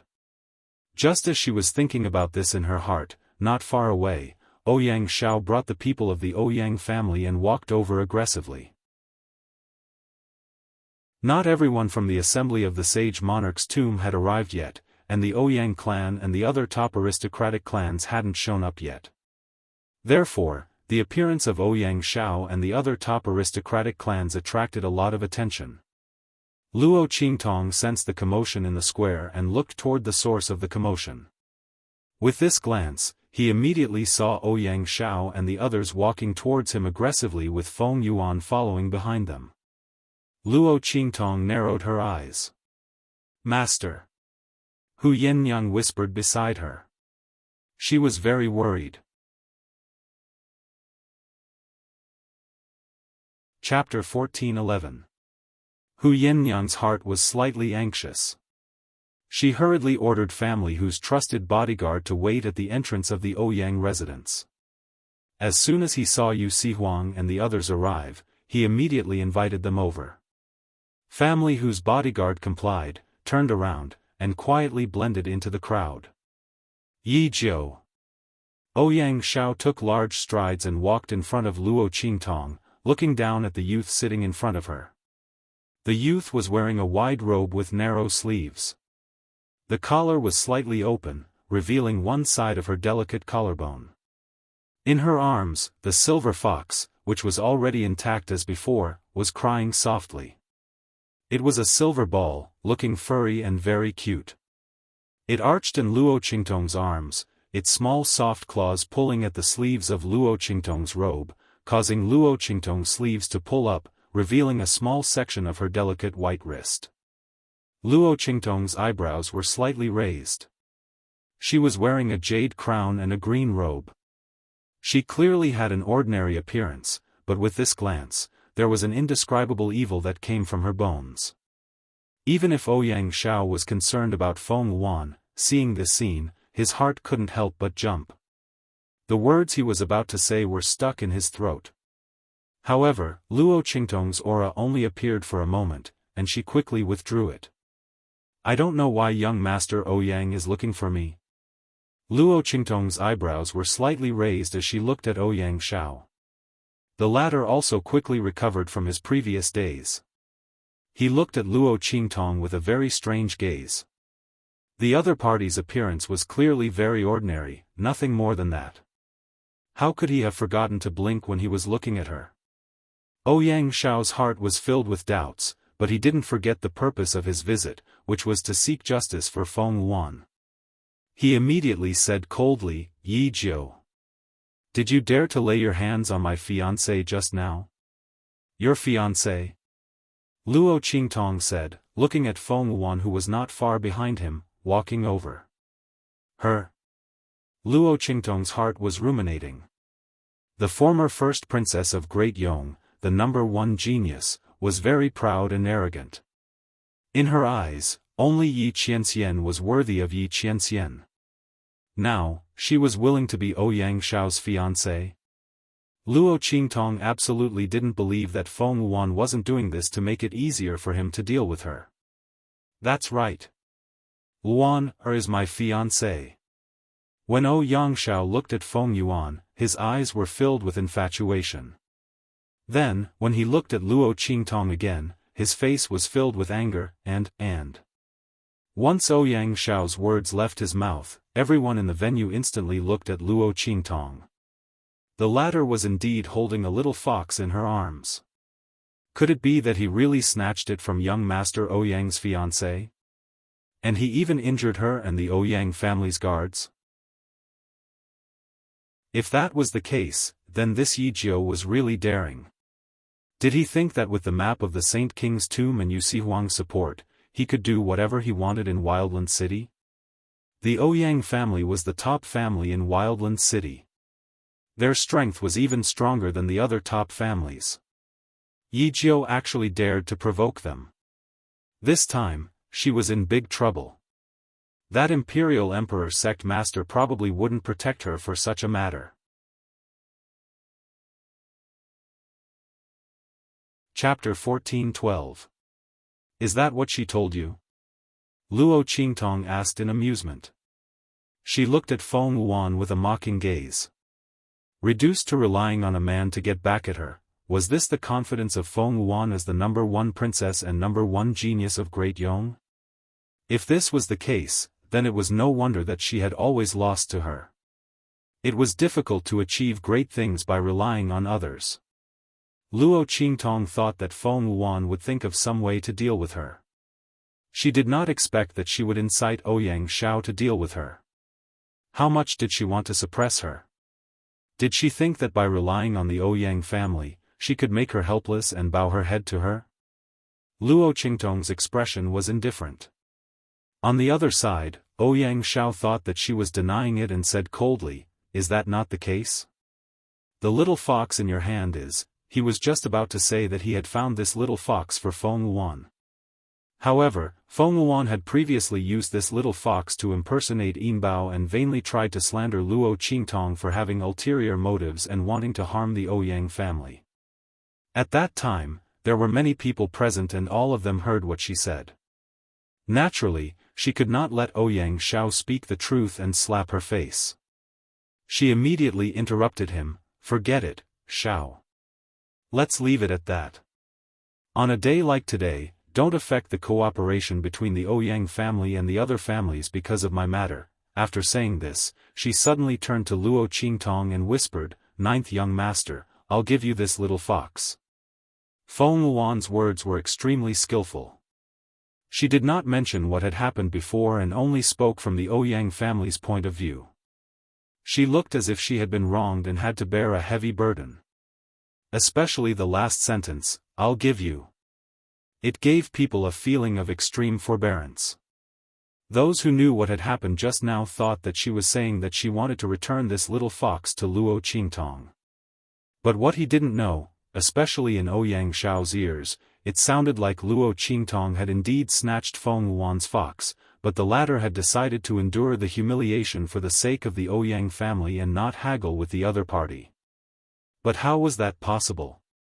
The woman he fancied was being bullied in her own home. The person who bullied her was her enemy. The person whom he had promised to avenge her. If he let Ouyang Shao settle the matter peacefully, where would he put his face? What's more, Feng Wuan was still his fiancée. Ouyang Shao was delighted when he heard her call him Ah Shao. He thought that he was about to capture the heart of the beauty. It was impossible for him to let go of Luo Qingtong so easily. This is impossible. Luan, get out of the way. Ouyang Shao coldly blocked Feng Luan to the side. With a calm expression, he looked at Luo Qingtong and said, Yi Jiu. I'll give you two choices now. 1. Return this little fox to me and kowtow to my fiancé as an apology. I'll let bygones be bygones. Otherwise. He sneered at Luo Qingtong and said, leave that hand of yours behind. Whichever hand you used to hit my fiancé, chop off that hand for me. I'll let you take this little fox away. As he said that, he suddenly raised his hand and pointed at the little fox in Luo Qingtong's arms. Chapter 14:13. Luo Qingtong raised her hand and stroked the silver fox in her arms, soothing its emotions. Then, she looked coldly at Ouyang Shao and said, is that so? Then I'll give you two choices. 1. Luo Qingtong said indifferently and casually, you and her, kneel down and beg for mercy. Maybe I'll consider letting bygones be bygones. 2. The two of you, cut off one hand each and give it to me. How about it? Luo Qingtong smiled and looked at Ouyang Shao and Feng Luan. How dare you? Ouyang Shao was furious. He gave Luo Qingtong a choice in a condescending manner. He originally thought that Luo Qingtong would take advantage of the situation and directly return the silver fox and apologize to Feng Luan. He didn't expect the latter to return the favor with the same words. This Yi Jiu was really too presumptuous. She thought that this was the Sage Monarch's Tomb Conference, and it was organized by the Ouyangs. In addition, she had the map of the Sage Monarch's tomb in her hands, and she had the backing of the Imperial Emperor Sect. Would he not dare to attack her? She was too presumptuous. Based on what she said to him just now, he could attack her. Even if the Imperial Emperor Sect's leader questioned them, the Ouyangs would have a reason. Moreover, who knew why the Imperial Emperor Sect's leader was helping her and family who? Maybe it was just for the map of the Sage Monarch's tomb. He just wanted to look good, so he said that he was helping her and family who? The more Ouyang Shao thought about it, the more convinced he was. He immediately waved his sleeves and said to the Ouyang's guards, stop family whose people. Yi Jiu. You said you want to take our hands. Let's see who's going to take whose hands. As Ouyang Shao said this, the aura around him exploded. His entire body was like a fierce tiger descending the mountain, and he went straight for Luo Qingtong. His goal was very obvious, and that was to chop off Luo Qingtong's hands. He wanted her to pay the price for what she said before. A brat from God knows where. With the power of the Imperial Sect and family whose map of the Sage Monarch's tomb, how dare they act so presumptuously in front of him? Since she wasn't willing to chop off that hand, then he would do it for her. Bang! Ouyang Shao's aura exploded. Luo Qingtong's eyes were cold. She raised her hand and pushed Hu Yenyang away. At the same time, he threw the frightened little fox from his arms into the other's arms. Take care of it for me. The little fox's performance made Luo Qingtong realize that Silver Bao was different from the rest. If Silver Bao was here, it would definitely grab onto her clothes tightly and cleverly hide in her arms to protect itself. Would she still use that pair of extremely cold and icy eyes to look at those who dared to hurt her? It looked as if it wanted to remember all those people so that it could settle the score in the future. Silver Bao's intelligence, agility, boldness, and agility, including the murderous aura that seemed to look down on the world when it fought with others, was not something an ordinary little animal could possess. In the past, she only thought that this little fellow had been trained by Yi Qianxian. But now, it seemed that even if it had been trained, it shouldn't have no awareness of danger and the natural fear of small animals. With that thought, Luo Qingtong shook her wrist. The Tempest sword appeared in her hand, and she faced Ouyang Shao. Chapter 14:14. Bang! An attack suddenly appeared in front of Luo Qingtong. With a boom, it blocked Ouyang Shao's attack. At the same time, a figure suddenly flashed and appeared in front of Ouyang Shao. As his figure retreated rapidly, the figure raised his hand and restrained his figure. In the next second, Ouyang Shao's expression changed rapidly. With a "ka" sound, in an instant, he screamed miserably. The hand that was attacking Luo Qingtong was forcibly broken and hung by his side. White bones protruded from his wrist, with streaks of dark red blood dripping from them.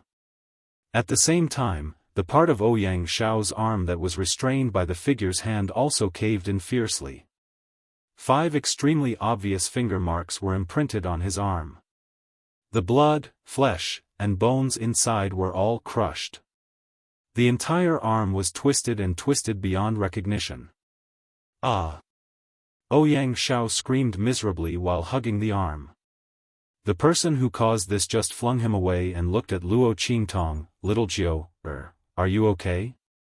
Yu Sihuang was wearing a red robe. He looked like a raging fire and was extremely gorgeous. It made his already devilishly handsome face even more difficult to look at.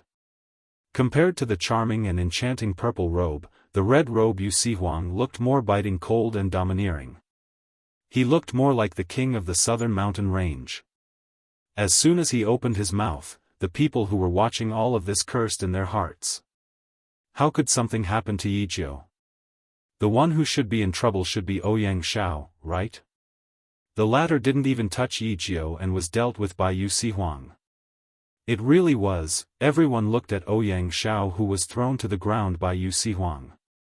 At this moment, he was rolling on the ground while hugging his arm.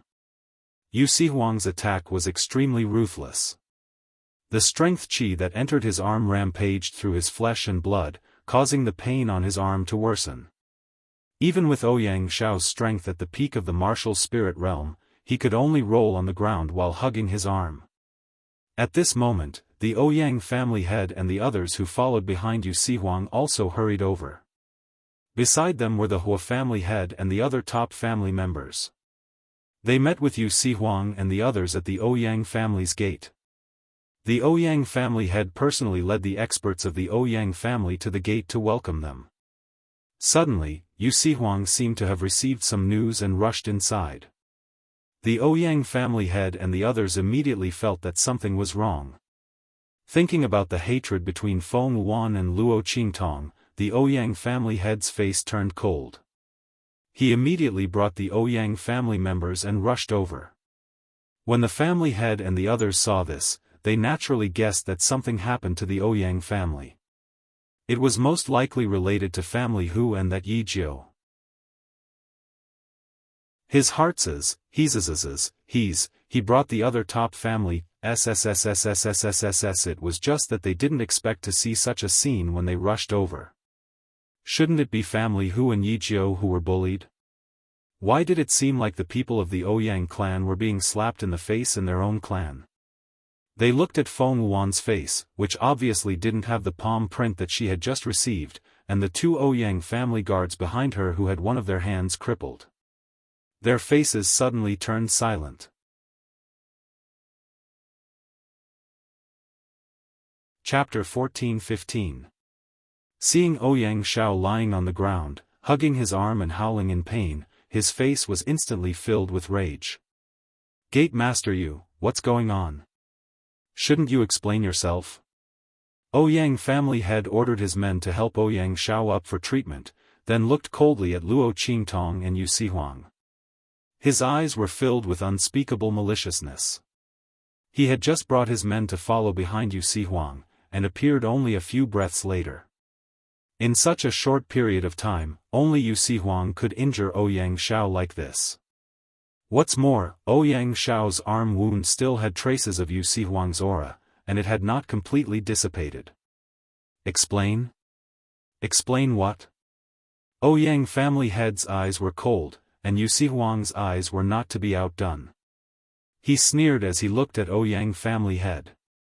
That pair of enchanting phoenix eyes glanced sideways at the other party. He flicked his sleeves, and his entire body's aura exploded like iron, cold and powerful. The person I value was attacked in your Ouyang family's territory, and the attacker was someone from your Ouyang family. You still dare to ask me for an explanation? Yu Huang's incomparably enchanting face, under the contrast of the anger and sternness on his face, appeared even more soul-stirring and captivating. What happened just now? If your Ouyang family doesn't give me an explanation, I'll let your Ouyang family bleed here today. Following Yu Huang's cold and stern voice, a series of clanging sounds came from beside him. In an instant, the experts of the southern region who followed him into the Ouyang family all pulled out their weapons, and coldly confronted the Ouyang family. To these experts of the southern region, Yu Huang was the king of the 3 islands and 7 lands of the southern region. He was also the representative of the southern region in the far west wilderness. Whether they were willing to help Luo Qingtong or not, at this moment, the latter was attacked maliciously under the circumstances where everyone knew that she was under Yu Huang's protection. That was contempt towards them and the entire southern region. This was something that could not be neglected. Otherwise, the people of the far west wilderness would think that the people of the southern region were easy to bully. They could casually bully them. Following the actions of the powerhouses from the southern region, the atmosphere instantly became tense. The surrounding air was heavy. Many people from the other clans were stunned when they saw this scene. Just like this, the Ouyang clan and the southern region were going to fight? On the other hand, the Hua clan and the other top clans were overjoyed. This was a good thing.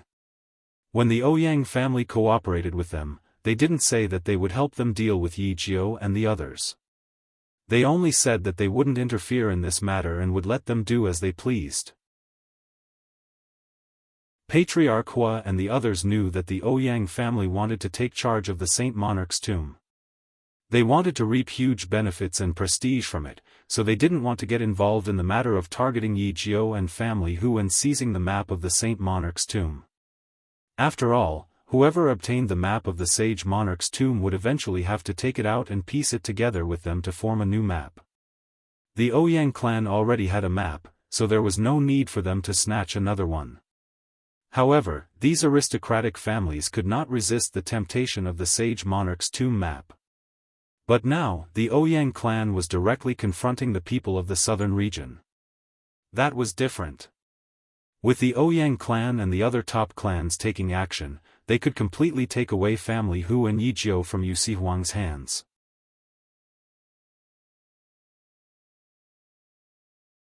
Chapter 14-16. As for Feng Wan, when she saw the Ouyang clan and Yu Huang going against each other, as well as the Hua clan head and the others, she felt that something was amiss. She smiled proudly in her heart. Previously, she had racked her brains to provoke Luo Qingtong. Wasn't it to make her go against the Ouyang clan directly? Now that she had achieved her goal, although it was a little frustrating, it was still a success. Evil Dr. Gui Tong, don't think that you can do whatever you want just because you have the Imperial Sect Master by your side. This is the far west wilderness. This is the wilderness city. This is not the main city of the Black Field, nor the 3 islands and 7 lands of the southern region. Once you go against the top clans here, let's see how unlucky you are. At that time, I will definitely spare your lowly life. After all, in the Saint King's tomb, I want you to see my glory with your own eyes. You want to see me rise again, become a saint, and completely trample you to the bottom of the mud. At that time, I will let you die with hatred and despair. You will become my most glorious witness and a stepping stone to my strength. Feng Wan sneered. This scene was what she had planned all along. The Ouyang clan was in a cooperative relationship with her. They could help her deal with Luo Qingtong, but they would not personally go against Yu Huang and the others. Now, under her plan, they could not do anything even if they did not want to. When Feng Wan sneered, the Ouyang clan head also looked at Yu Huang with cold eyes. The Imperial Sect Master is really arrogant. His voice was cold. The way he addressed Yu Huang, from the Imperial Sect Master to the Imperial Sect Master, was getting colder and colder. In our Ouyang clan, my son was seriously injured by you. He broke an arm, and 2 guards were completely crippled. My son's fiancée was also slapped. All these scenes are still vivid in my mind, and you say that our Ouyang clan is bullying others? Our Ouyang clan is bullying ourselves? Look at that Yi Jiu behind you. What's the matter? When the Ouyang clan head said this, he suddenly waved his sleeve angrily. In an instant, a strong force suddenly swept out from his sleeve and heavily blasted the ground under his feet, blasting it into a huge deep pit. It could be seen how angry he was. Actually, in the Ouyang family head's heart, he knew that it was most likely Ouyang Xiao and the others who made the first move this time. This stupid son, he had already said before that if the holy doctor wanted to deal with Yi Jiu, she should vent her anger on her own. The Ouyang family should not interfere. Don't interfere. He had told him so many times. He still didn't listen. This time, he probably saw that the sage doctor had suffered a loss in the hands of this Yi Jiu, so he wanted to help the other party get back at him. Unfortunately, Yu Sihuang caught up to him, and instead, he was oppressed. However, knowing was one thing. The Ouyang family head couldn't ignore his own son. It was even more impossible for him to let Ouyang Xiao get beaten up and not get back at him. Otherwise, where would the Ouyang family's face go? It was also because that Yi Jiu was too troublesome. If she had obediently allowed the holy doctor to vent his anger, wouldn't there not be so much trouble? As the Ouyang clan head thought of this, he suddenly looked at Luo Qingtong with an even more sinister and cold gaze. At this moment, Luo Qingtong's voice rang out. Who said that I'm fine? Following Luo Qingtong's voice, everyone immediately looked at her. Even Yu Sihuang was the same. He frowned and looked at Luo Qingtong, not knowing what she was going to do.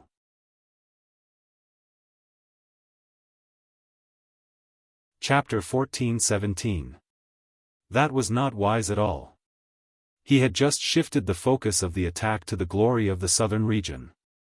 If she opened her mouth now, the focus of the matter would be shifted back to her and family who. At that time, the people behind him would not necessarily work so hard. After all, he was the one who attacked, and the person the Ouyang family head was targeting was also him. Now that Luo Qingtong had opened her mouth, the target of the opponent's attention was shifted. Sure enough, the moment Luo Qingtong spoke, the Ouyang family head's gaze immediately shifted to her. What can happen to you? He sneered. There was not even a trace of disorder in the opponent's breathing, not to mention the traces of fighting. Obviously, Ouyang Xiao did not even manage to touch her before he was stopped by Yu Sihuang. Under such circumstances, she still dared to say that she had something to do? Did she think that everyone was blind? Was she trying to absolve Yu Sihuang and the rest? The Ouyang family head thought of this and said coldly, don't say that the Ouyang family is bullying others. As long as you can tell us what you have to do. You can also make all of us agree with what you say, and we can't refute it. I'll let this matter rest. If you can't tell us, then don't blame me for being impolite. Men. Activate the defensive shield of the Ouyang family. As the master of the Ouyang family shouted coldly, a transparent light shield suddenly rose above the main courtyard of the Ouyang family. This shield might not be able to stop Yu Sihuang. But it was enough to deal with the other southern region experts and family whose people. He did not believe that Yu Sihuang and Yi Jiu would leave their people behind and escape.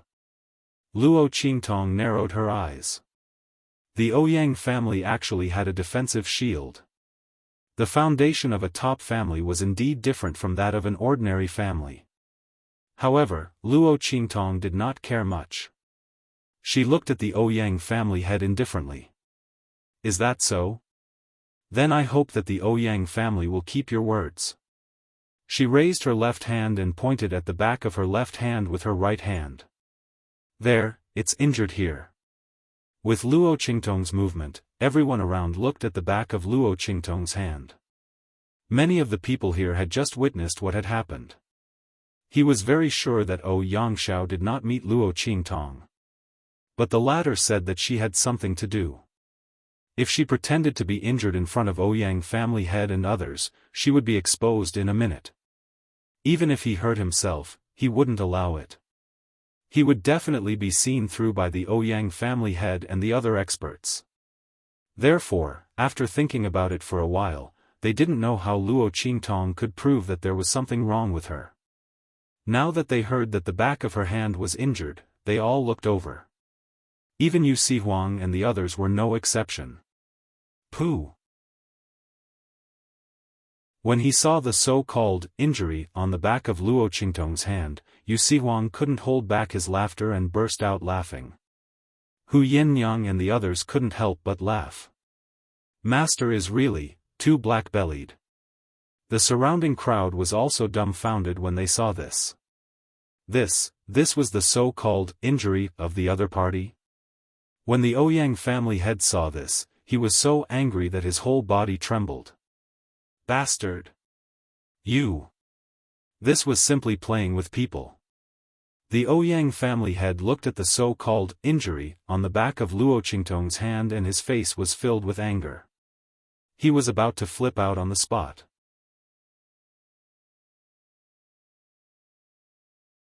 Chapter 14:18. It's just a few scratches, it didn't even break the skin. You call this an injury? Then what are his son's injuries called?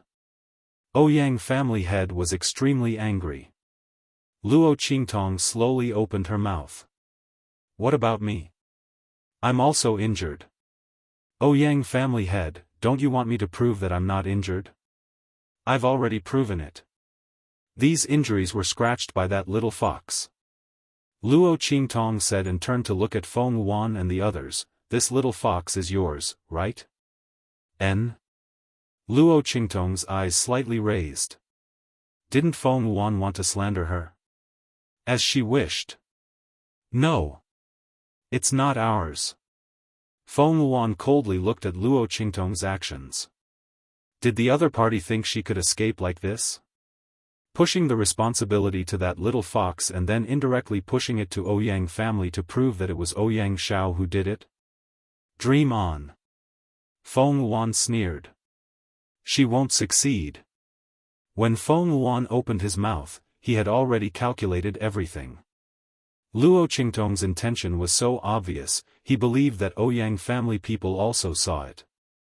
If he denied it like this, no one would suspect that he just lied to Yangshuo and instigated him to fight with Luo Qingtong. She would only think that he purposely said that the little fox was not his in order to prevent Luo Qingtong's scheme from succeeding. He believed that Yangshuo also thought so. Sure enough, after Yangshuo heard Feng Wan's words, he recovered from the pain and quickly said, "That's right. This little fox is not ours. Yijiu, didn't you say that this little fox is yours?" Yangshuo's face was fierce and his eyes were cold. One of his hands was almost crushed by Yu Sihuang. This enmity, he must take revenge. Luo Qingtong and the others can no longer struggle. Oh, that's right. Unexpectedly, Luo Qingtong suddenly changed the topic after hearing their words. This little fox is mine, so why does it want to catch me? You even grabbed it so hard. Luo Qingtong raised her hand and pointed at the scratch on her hand that would break her skin if it went any deeper. One had to know that she had the physique of a Wuzong. Even if she did not use her qi to protect her body, she would not have been scratched by a little fox just by relying on the defensive power of her skin. The latter must have used a great deal of strength. In fact, the little fox was greatly frightened.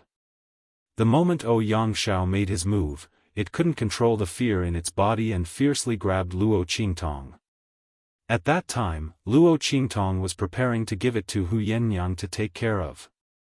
In addition, this little fox's lethality wasn't great, so she didn't deliberately avoid or defend against it. These few scratch marks were left behind. At this moment, she pointed at the scratch marks on the back of her left hand and raised her eyebrows at Feng Wuan, Ouyang Xiao, and the others. "So, you attacked me. Master Ouyang, may I ask, under such circumstances, is there a problem with us retaliating?" Luo Qingtong opened her hand and carried over the little fox that was curled up in Hu Yinyang's arms. When the little fox was carried over by her, it was still fine. Once its gaze met Feng Wuan, Ouyang Xiao, and the others, its fur stood up violently and it struggled with all its might. Everyone present was used to dealing with demonic beasts when they were exploring outside. Naturally, they knew that most demonic beast cubs had this kind of nature and instinct.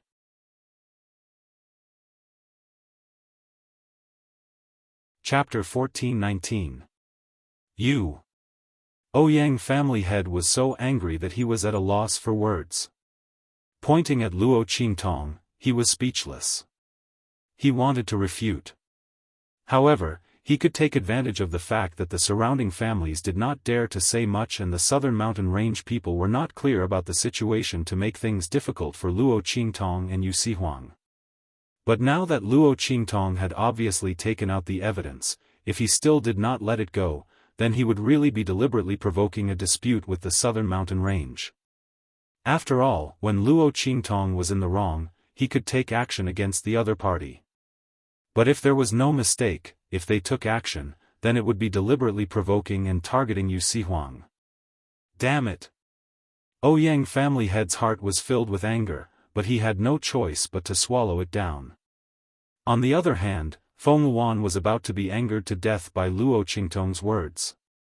She thought that Luo Qingtong had asked her if the little fox was theirs to shirk responsibility. But she did not expect that the other party would use these words to successfully remove herself from the blame.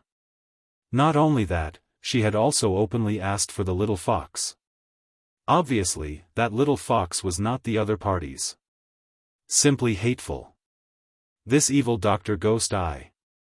Feng Yuan was so angry in her heart that she clenched her teeth tightly, almost biting her silver teeth in half. If she had gone along with Luo Qingtong's words, then she would have been fine. If she admitted that the little fox was theirs, then Luo Qingtong would not have been able to use that little wound to checkmate them. But now, she had let the other party take advantage of her. She had cupped her hands, that little fox. And all the reasons and paths that Luo Qingtong could use to cause trouble were completely blocked. How infuriating.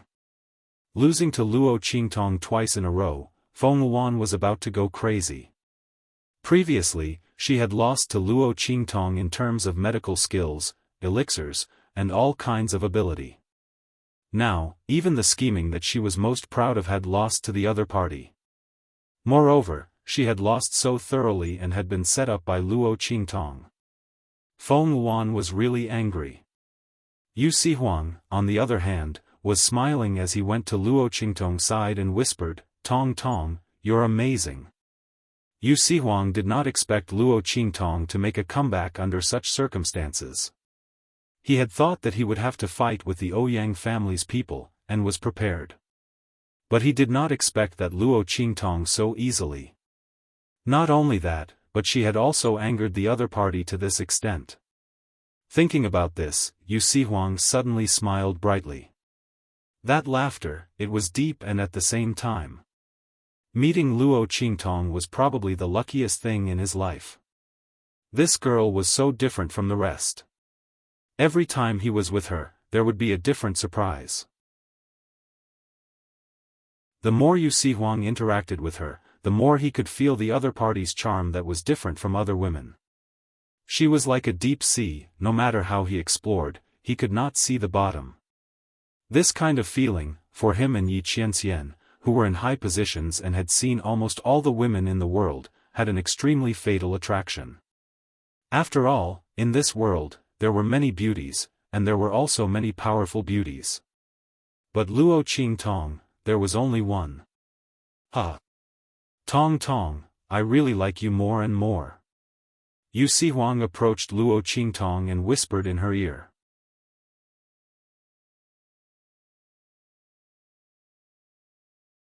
Chapter 1420.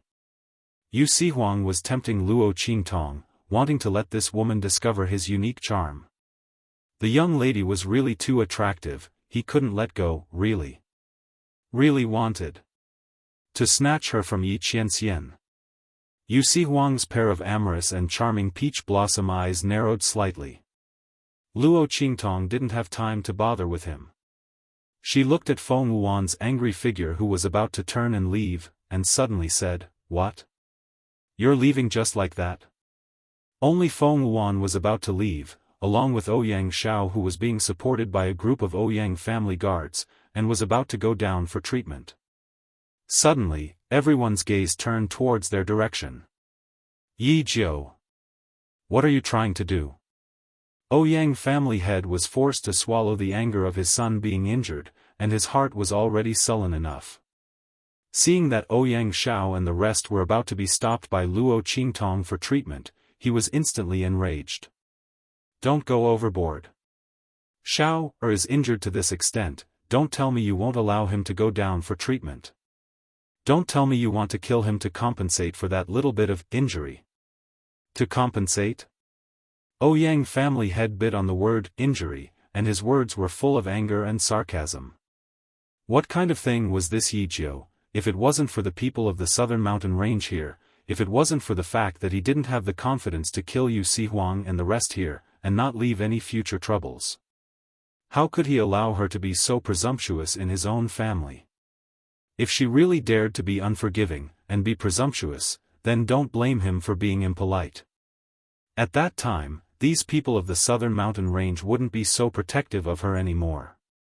After all, he was the one who went up against Yu Sihuang first.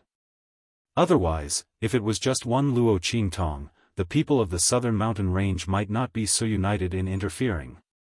Ouyang family head's face was filled with anger, but Luo Qingtong's face was indifferent.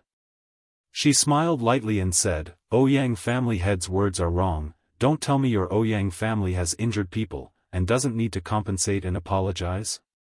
I don't need your Ouyang family to be a cow or horse to compensate, of course, I won't take young Master Ouyang's life. I only need..." The smile on her face rose slightly, and she said, "They just have to fulfill their threats and threats to me. 2 choices. As long as one of them is achieved, this matter will be considered over. Young Master Ouyang, Miss Luan, don't you agree?" Luo Qingtong looked indifferently at Ouyang Xiao and Feng Wuan, whose expressions changed greatly after hearing her words. She had said that she would definitely return the choice that the 2 of them had given her. 2 choices? What choice? Ouyang family head's brows furrowed. He had arrived late and did not know what had happened before this. However, no matter how he thought about it, neither of these 2 choices was a good thing. After all, it was his son who suggested it first. Immediately, a guard of the Ouyang family transmitted a message to him and explained everything that had just happened clearly. The head of the Ouyang family was instantly enraged. "That's impossible. Chopping off their hands, kneeling and apologizing, the Ouyang clan would never do that. Not to mention in front of so many families. The face of the Ouyang family must not be lost. Yi Jiu, do you really have to be so overbearing?"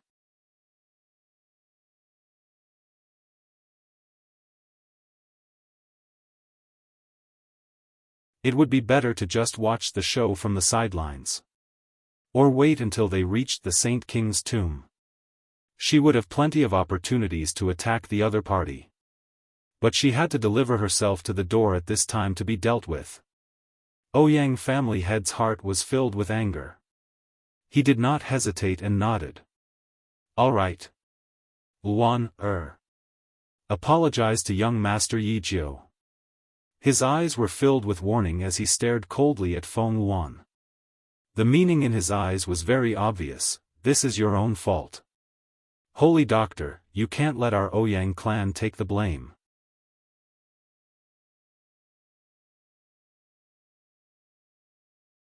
Chapter 1422. Miss Luan, please think of the bigger picture and apologize to ninth young Master Yi. After all, young master has already been injured because of you. Behind the Ouyang family head, a group of experts from the Ouyang family also spoke in a deep voice. In their opinion, this matter was completely caused by Feng Wuan. Ouyang Xiao had already injured one of his hands because of her. Could it be that she couldn't even apologize for him?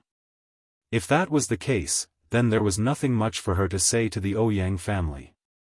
Luo Qingtong's words just now knocked on the hearts of the Ouyang family members, causing their gazes towards Feng Wuan to become somewhat unfriendly. They were indeed in a cooperative relationship with Feng Wuan, but it didn't mean that the Ouyang family would always be the scapegoat for him. They didn't have that obligation. Moreover, Feng Wuan was obviously suspected of using Ouyang Xiao. Everyone in the Ouyang family had heard everything that had happened before clearly. You all. Feng Wuan was anxious in her heart. She was a dignified princess of Great Yong and had been in charge of the imperial court since young. When had she ever suffered such humiliation? If her identity hadn't been taken away, how would an aristocratic family like the Ouyang family dare to treat her like this when she personally came? Speaking of which, all of this was because of the evil Dr. Ghost Eye. Her identity was taken away and she had to travel to the far west wilderness alone. All of this was caused by him. Now, he actually wanted her to kneel and apologize to him. Dream on. Feng Wuan's eyes were filled with ruthlessness. Her life had been smooth.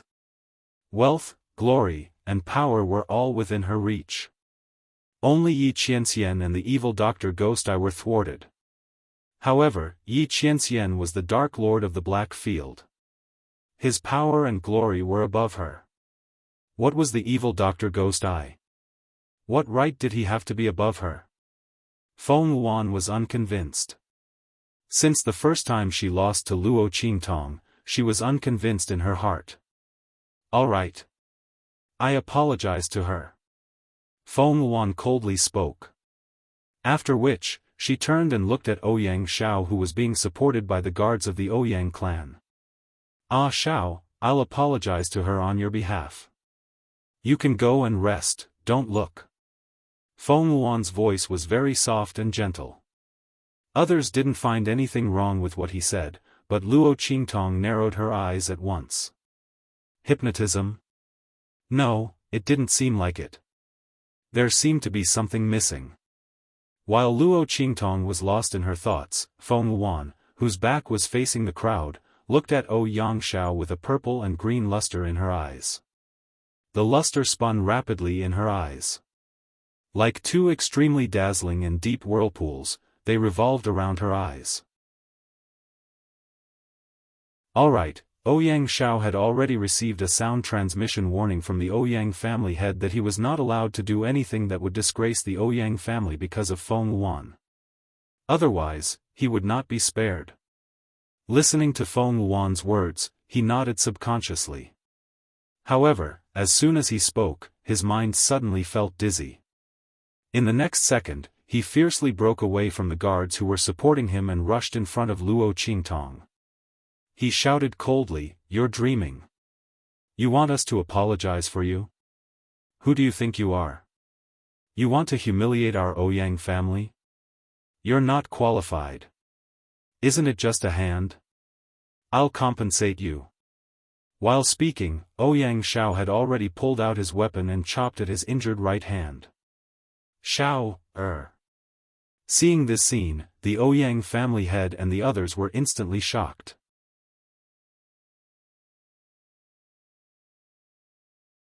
Chapter 1423. Cutting off a hand. Even if Ouyang Xiao's hand was reattached and restored to its original state, there would still be a lot of resistance to his future advancement. After all, it had been cut off before. There was a faint barrier and obstruction between the meridians. And all of this was caused by Luo Qingtong. At that moment, the Ouyang family's anger towards Luo Qingtong rose to the extreme. Especially the head of the Ouyang family, he did not expect Ouyang Xiao to do this. If Ouyang Xiao's hand was really cut off like this, he would not care about anything else. He would definitely make Luo Qingtong and the rest pay the price. Even if he could not do anything to Yu Sihuang and Luo Qingtong, he would make the rest of the people, especially family whose people, accompany Ouyang Shao's hand to the grave. The head of the Ouyang family and the rest rushed forward, trying to stop Ouyang Shao. However, the latter's movements were extremely fast, no one expected him to suddenly cut off his own hand, they could not make it in time. On the other hand, Luo Qingtong looked at Ouyang Shao's actions and slightly narrowed her eyes. This feeling, she looked at Feng Yuan, only to see the latter standing in the crowd. In his eyes, there was a faint purple and green light flashing. A faintly discernible connection was formed between her and Ouyang Shao. Eye technique? Luo Qingtong's eyes flashed slightly. The bloody light in her eyes clearly saw the connection between Feng Yuan and Ouyang Shao. Feng Yuan also had different eyes and new eye techniques. No wonder she would let Luo Xianning destroy the original owner's eyes. The thing that Luo Qingtong did not understand before was finally clear. She was thinking, with Feng Yuan's personality and arrogance, why would he suddenly attack the original owner? She had deep feelings for Yuan Ma, but the truth was obviously not like that. Moreover, with Feng Yuan's means, if she really loved Yuan Ma and could not tolerate the original owner, why would she just destroy the original owner's eyes? If Feng Yuan did it personally, the original owner would not have lived until the time when she transmigrated, so, it was because of that pair of eyes? Interesting. Luo Qingtong's eyes flashed. This was the first time she saw someone who also practiced eye techniques. When Luo Qingtong was in the secret room of the Luo family, she already knew that there were other people who practiced eye techniques in this world. But she did not expect Feng Yuan to be one of them. However, the eye technique in this world was completely different from the one Luo Qingtong cultivated. Luo Qingtong's eye technique was engraved in her bones and even her soul. She did not need to practice. Once she awakened, she could immediately learn 100 techniques. She could see through all the illusions in this world. The level of her strength did not affect her ability to execute eye techniques, but the might of her eye techniques would be different. But the eye techniques in this world was not like this. Just like the soul of the soul, Luo Yuan's eye techniques. And Luo Qingtong had many eye techniques that the eye techniques in this world did not have.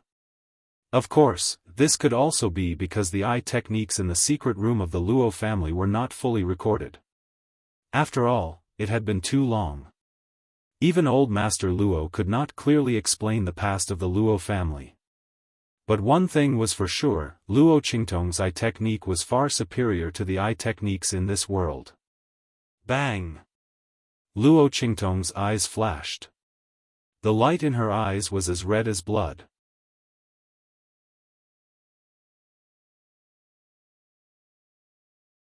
Chapter 1424.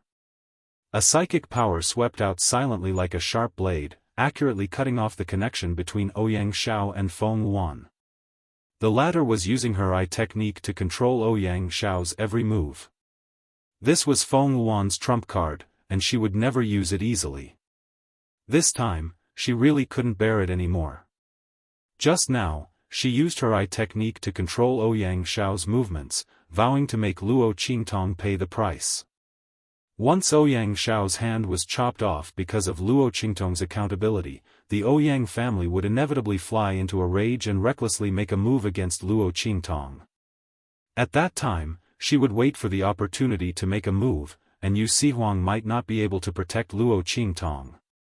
She wanted the other party to pay the price for making her apologize just now.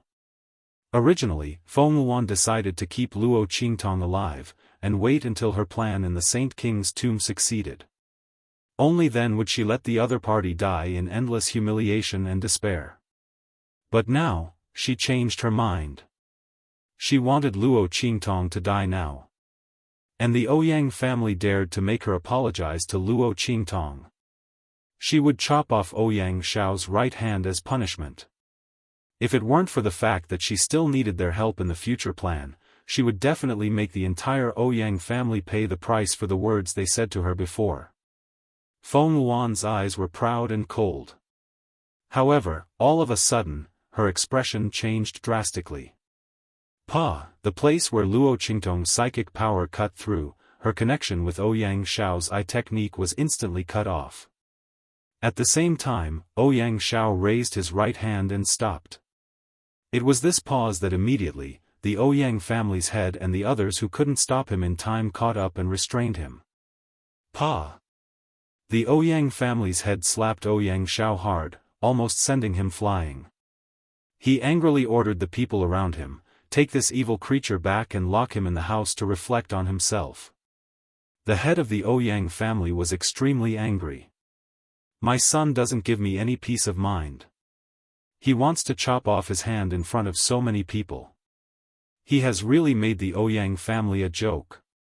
After giving Ouyang Xiao a slap, he turned to Luo Qingtong angrily and was about to lose his temper.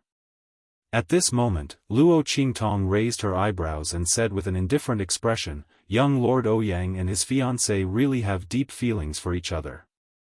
I only asked Miss Luan to apologize on his behalf and he became so agitated. He even wanted to chop off his hand. He's really a love-struck fool. The upbringing of the Ouyang family is excellent." As soon as Luo Qingtong's words came out, the head of the Ouyang family was furious. He suddenly remembered that Luo Qingtong had already decided not to pursue the matter with the Ouyang family. As long as Feng Luan apologized, this matter would immediately be dropped. This matter was caused by Feng Luan. Naturally, she should apologize. Was he wrong in making this decision? However, what was going on with Ouyang Xiao? He openly disobeyed his orders and wanted to chop off his hand for Feng Luan. Could it be that in his eyes, the humiliation of an outsider was not as important as the honor of the Ouyang family? What a bastard! Moreover, he was so angry that he wanted to chop off his hand. Was he deliberately doing it for them to see? Because they asked the holy doctor to apologize, he couldn't stand it? Using such an action to disobey them? Thinking of this, the head of the Ouyang family instantly became furious. As the head of a top family, he naturally wouldn't allow his son to disobey him like this.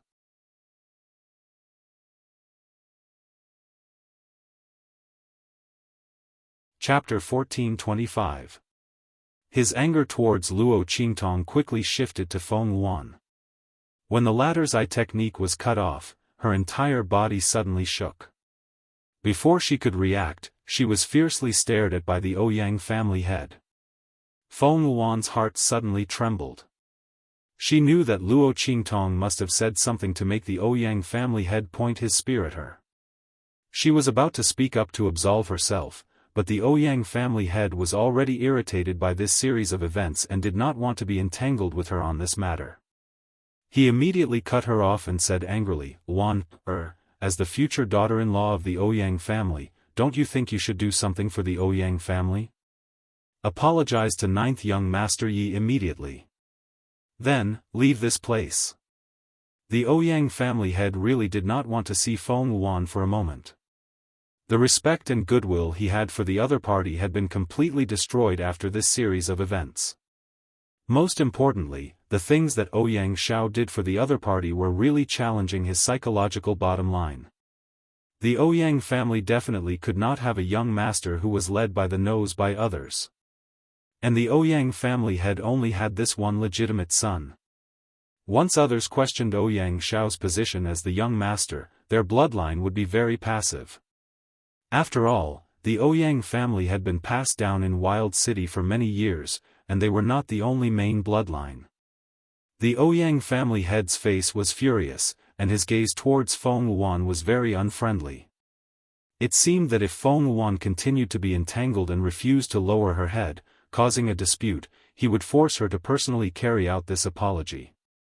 Feng Luan's face was pale, and she had no choice but to give in. "Ninth young Master Yi, just now, I'm really sorry." She gritted her teeth and lowered her head towards Luo Qingtong. "Miss Luan, did you forget something?" Luo Qingtong raised her eyebrows and looked at her without saying anything. Hu Yinyang beside her had already said coldly. That's right. Yu Xingqi, who was hugging the little white cat beside Luo Qingtong, said with a smile, just now, the young master of the Ouyang family said that she had to kneel and apologize. Miss Luan, your posture of apology is quite insincere. Yu Xingqi's smile was sweet, but the expression in her eyes was very cold. This hateful woman actually instigated the young master of the Ouyang family to attack her sister. If it wasn't for her sister's wit, they didn't know how they would be forced by the Ouyang family. Yu Xingqi was like a little devil, how could she let her off so easily? Hearing their words, Feng Luan's silver teeth to the point of her teeth was about to bleed. She slowly knelt down and lowered her head to Luo Qingtong. Ninth young master Yi, please forgive me. Enough. Before Luo Qingtong could speak, Yu Xingqi spoke again. So. Sai, it's brother. And it's fine if you apologize.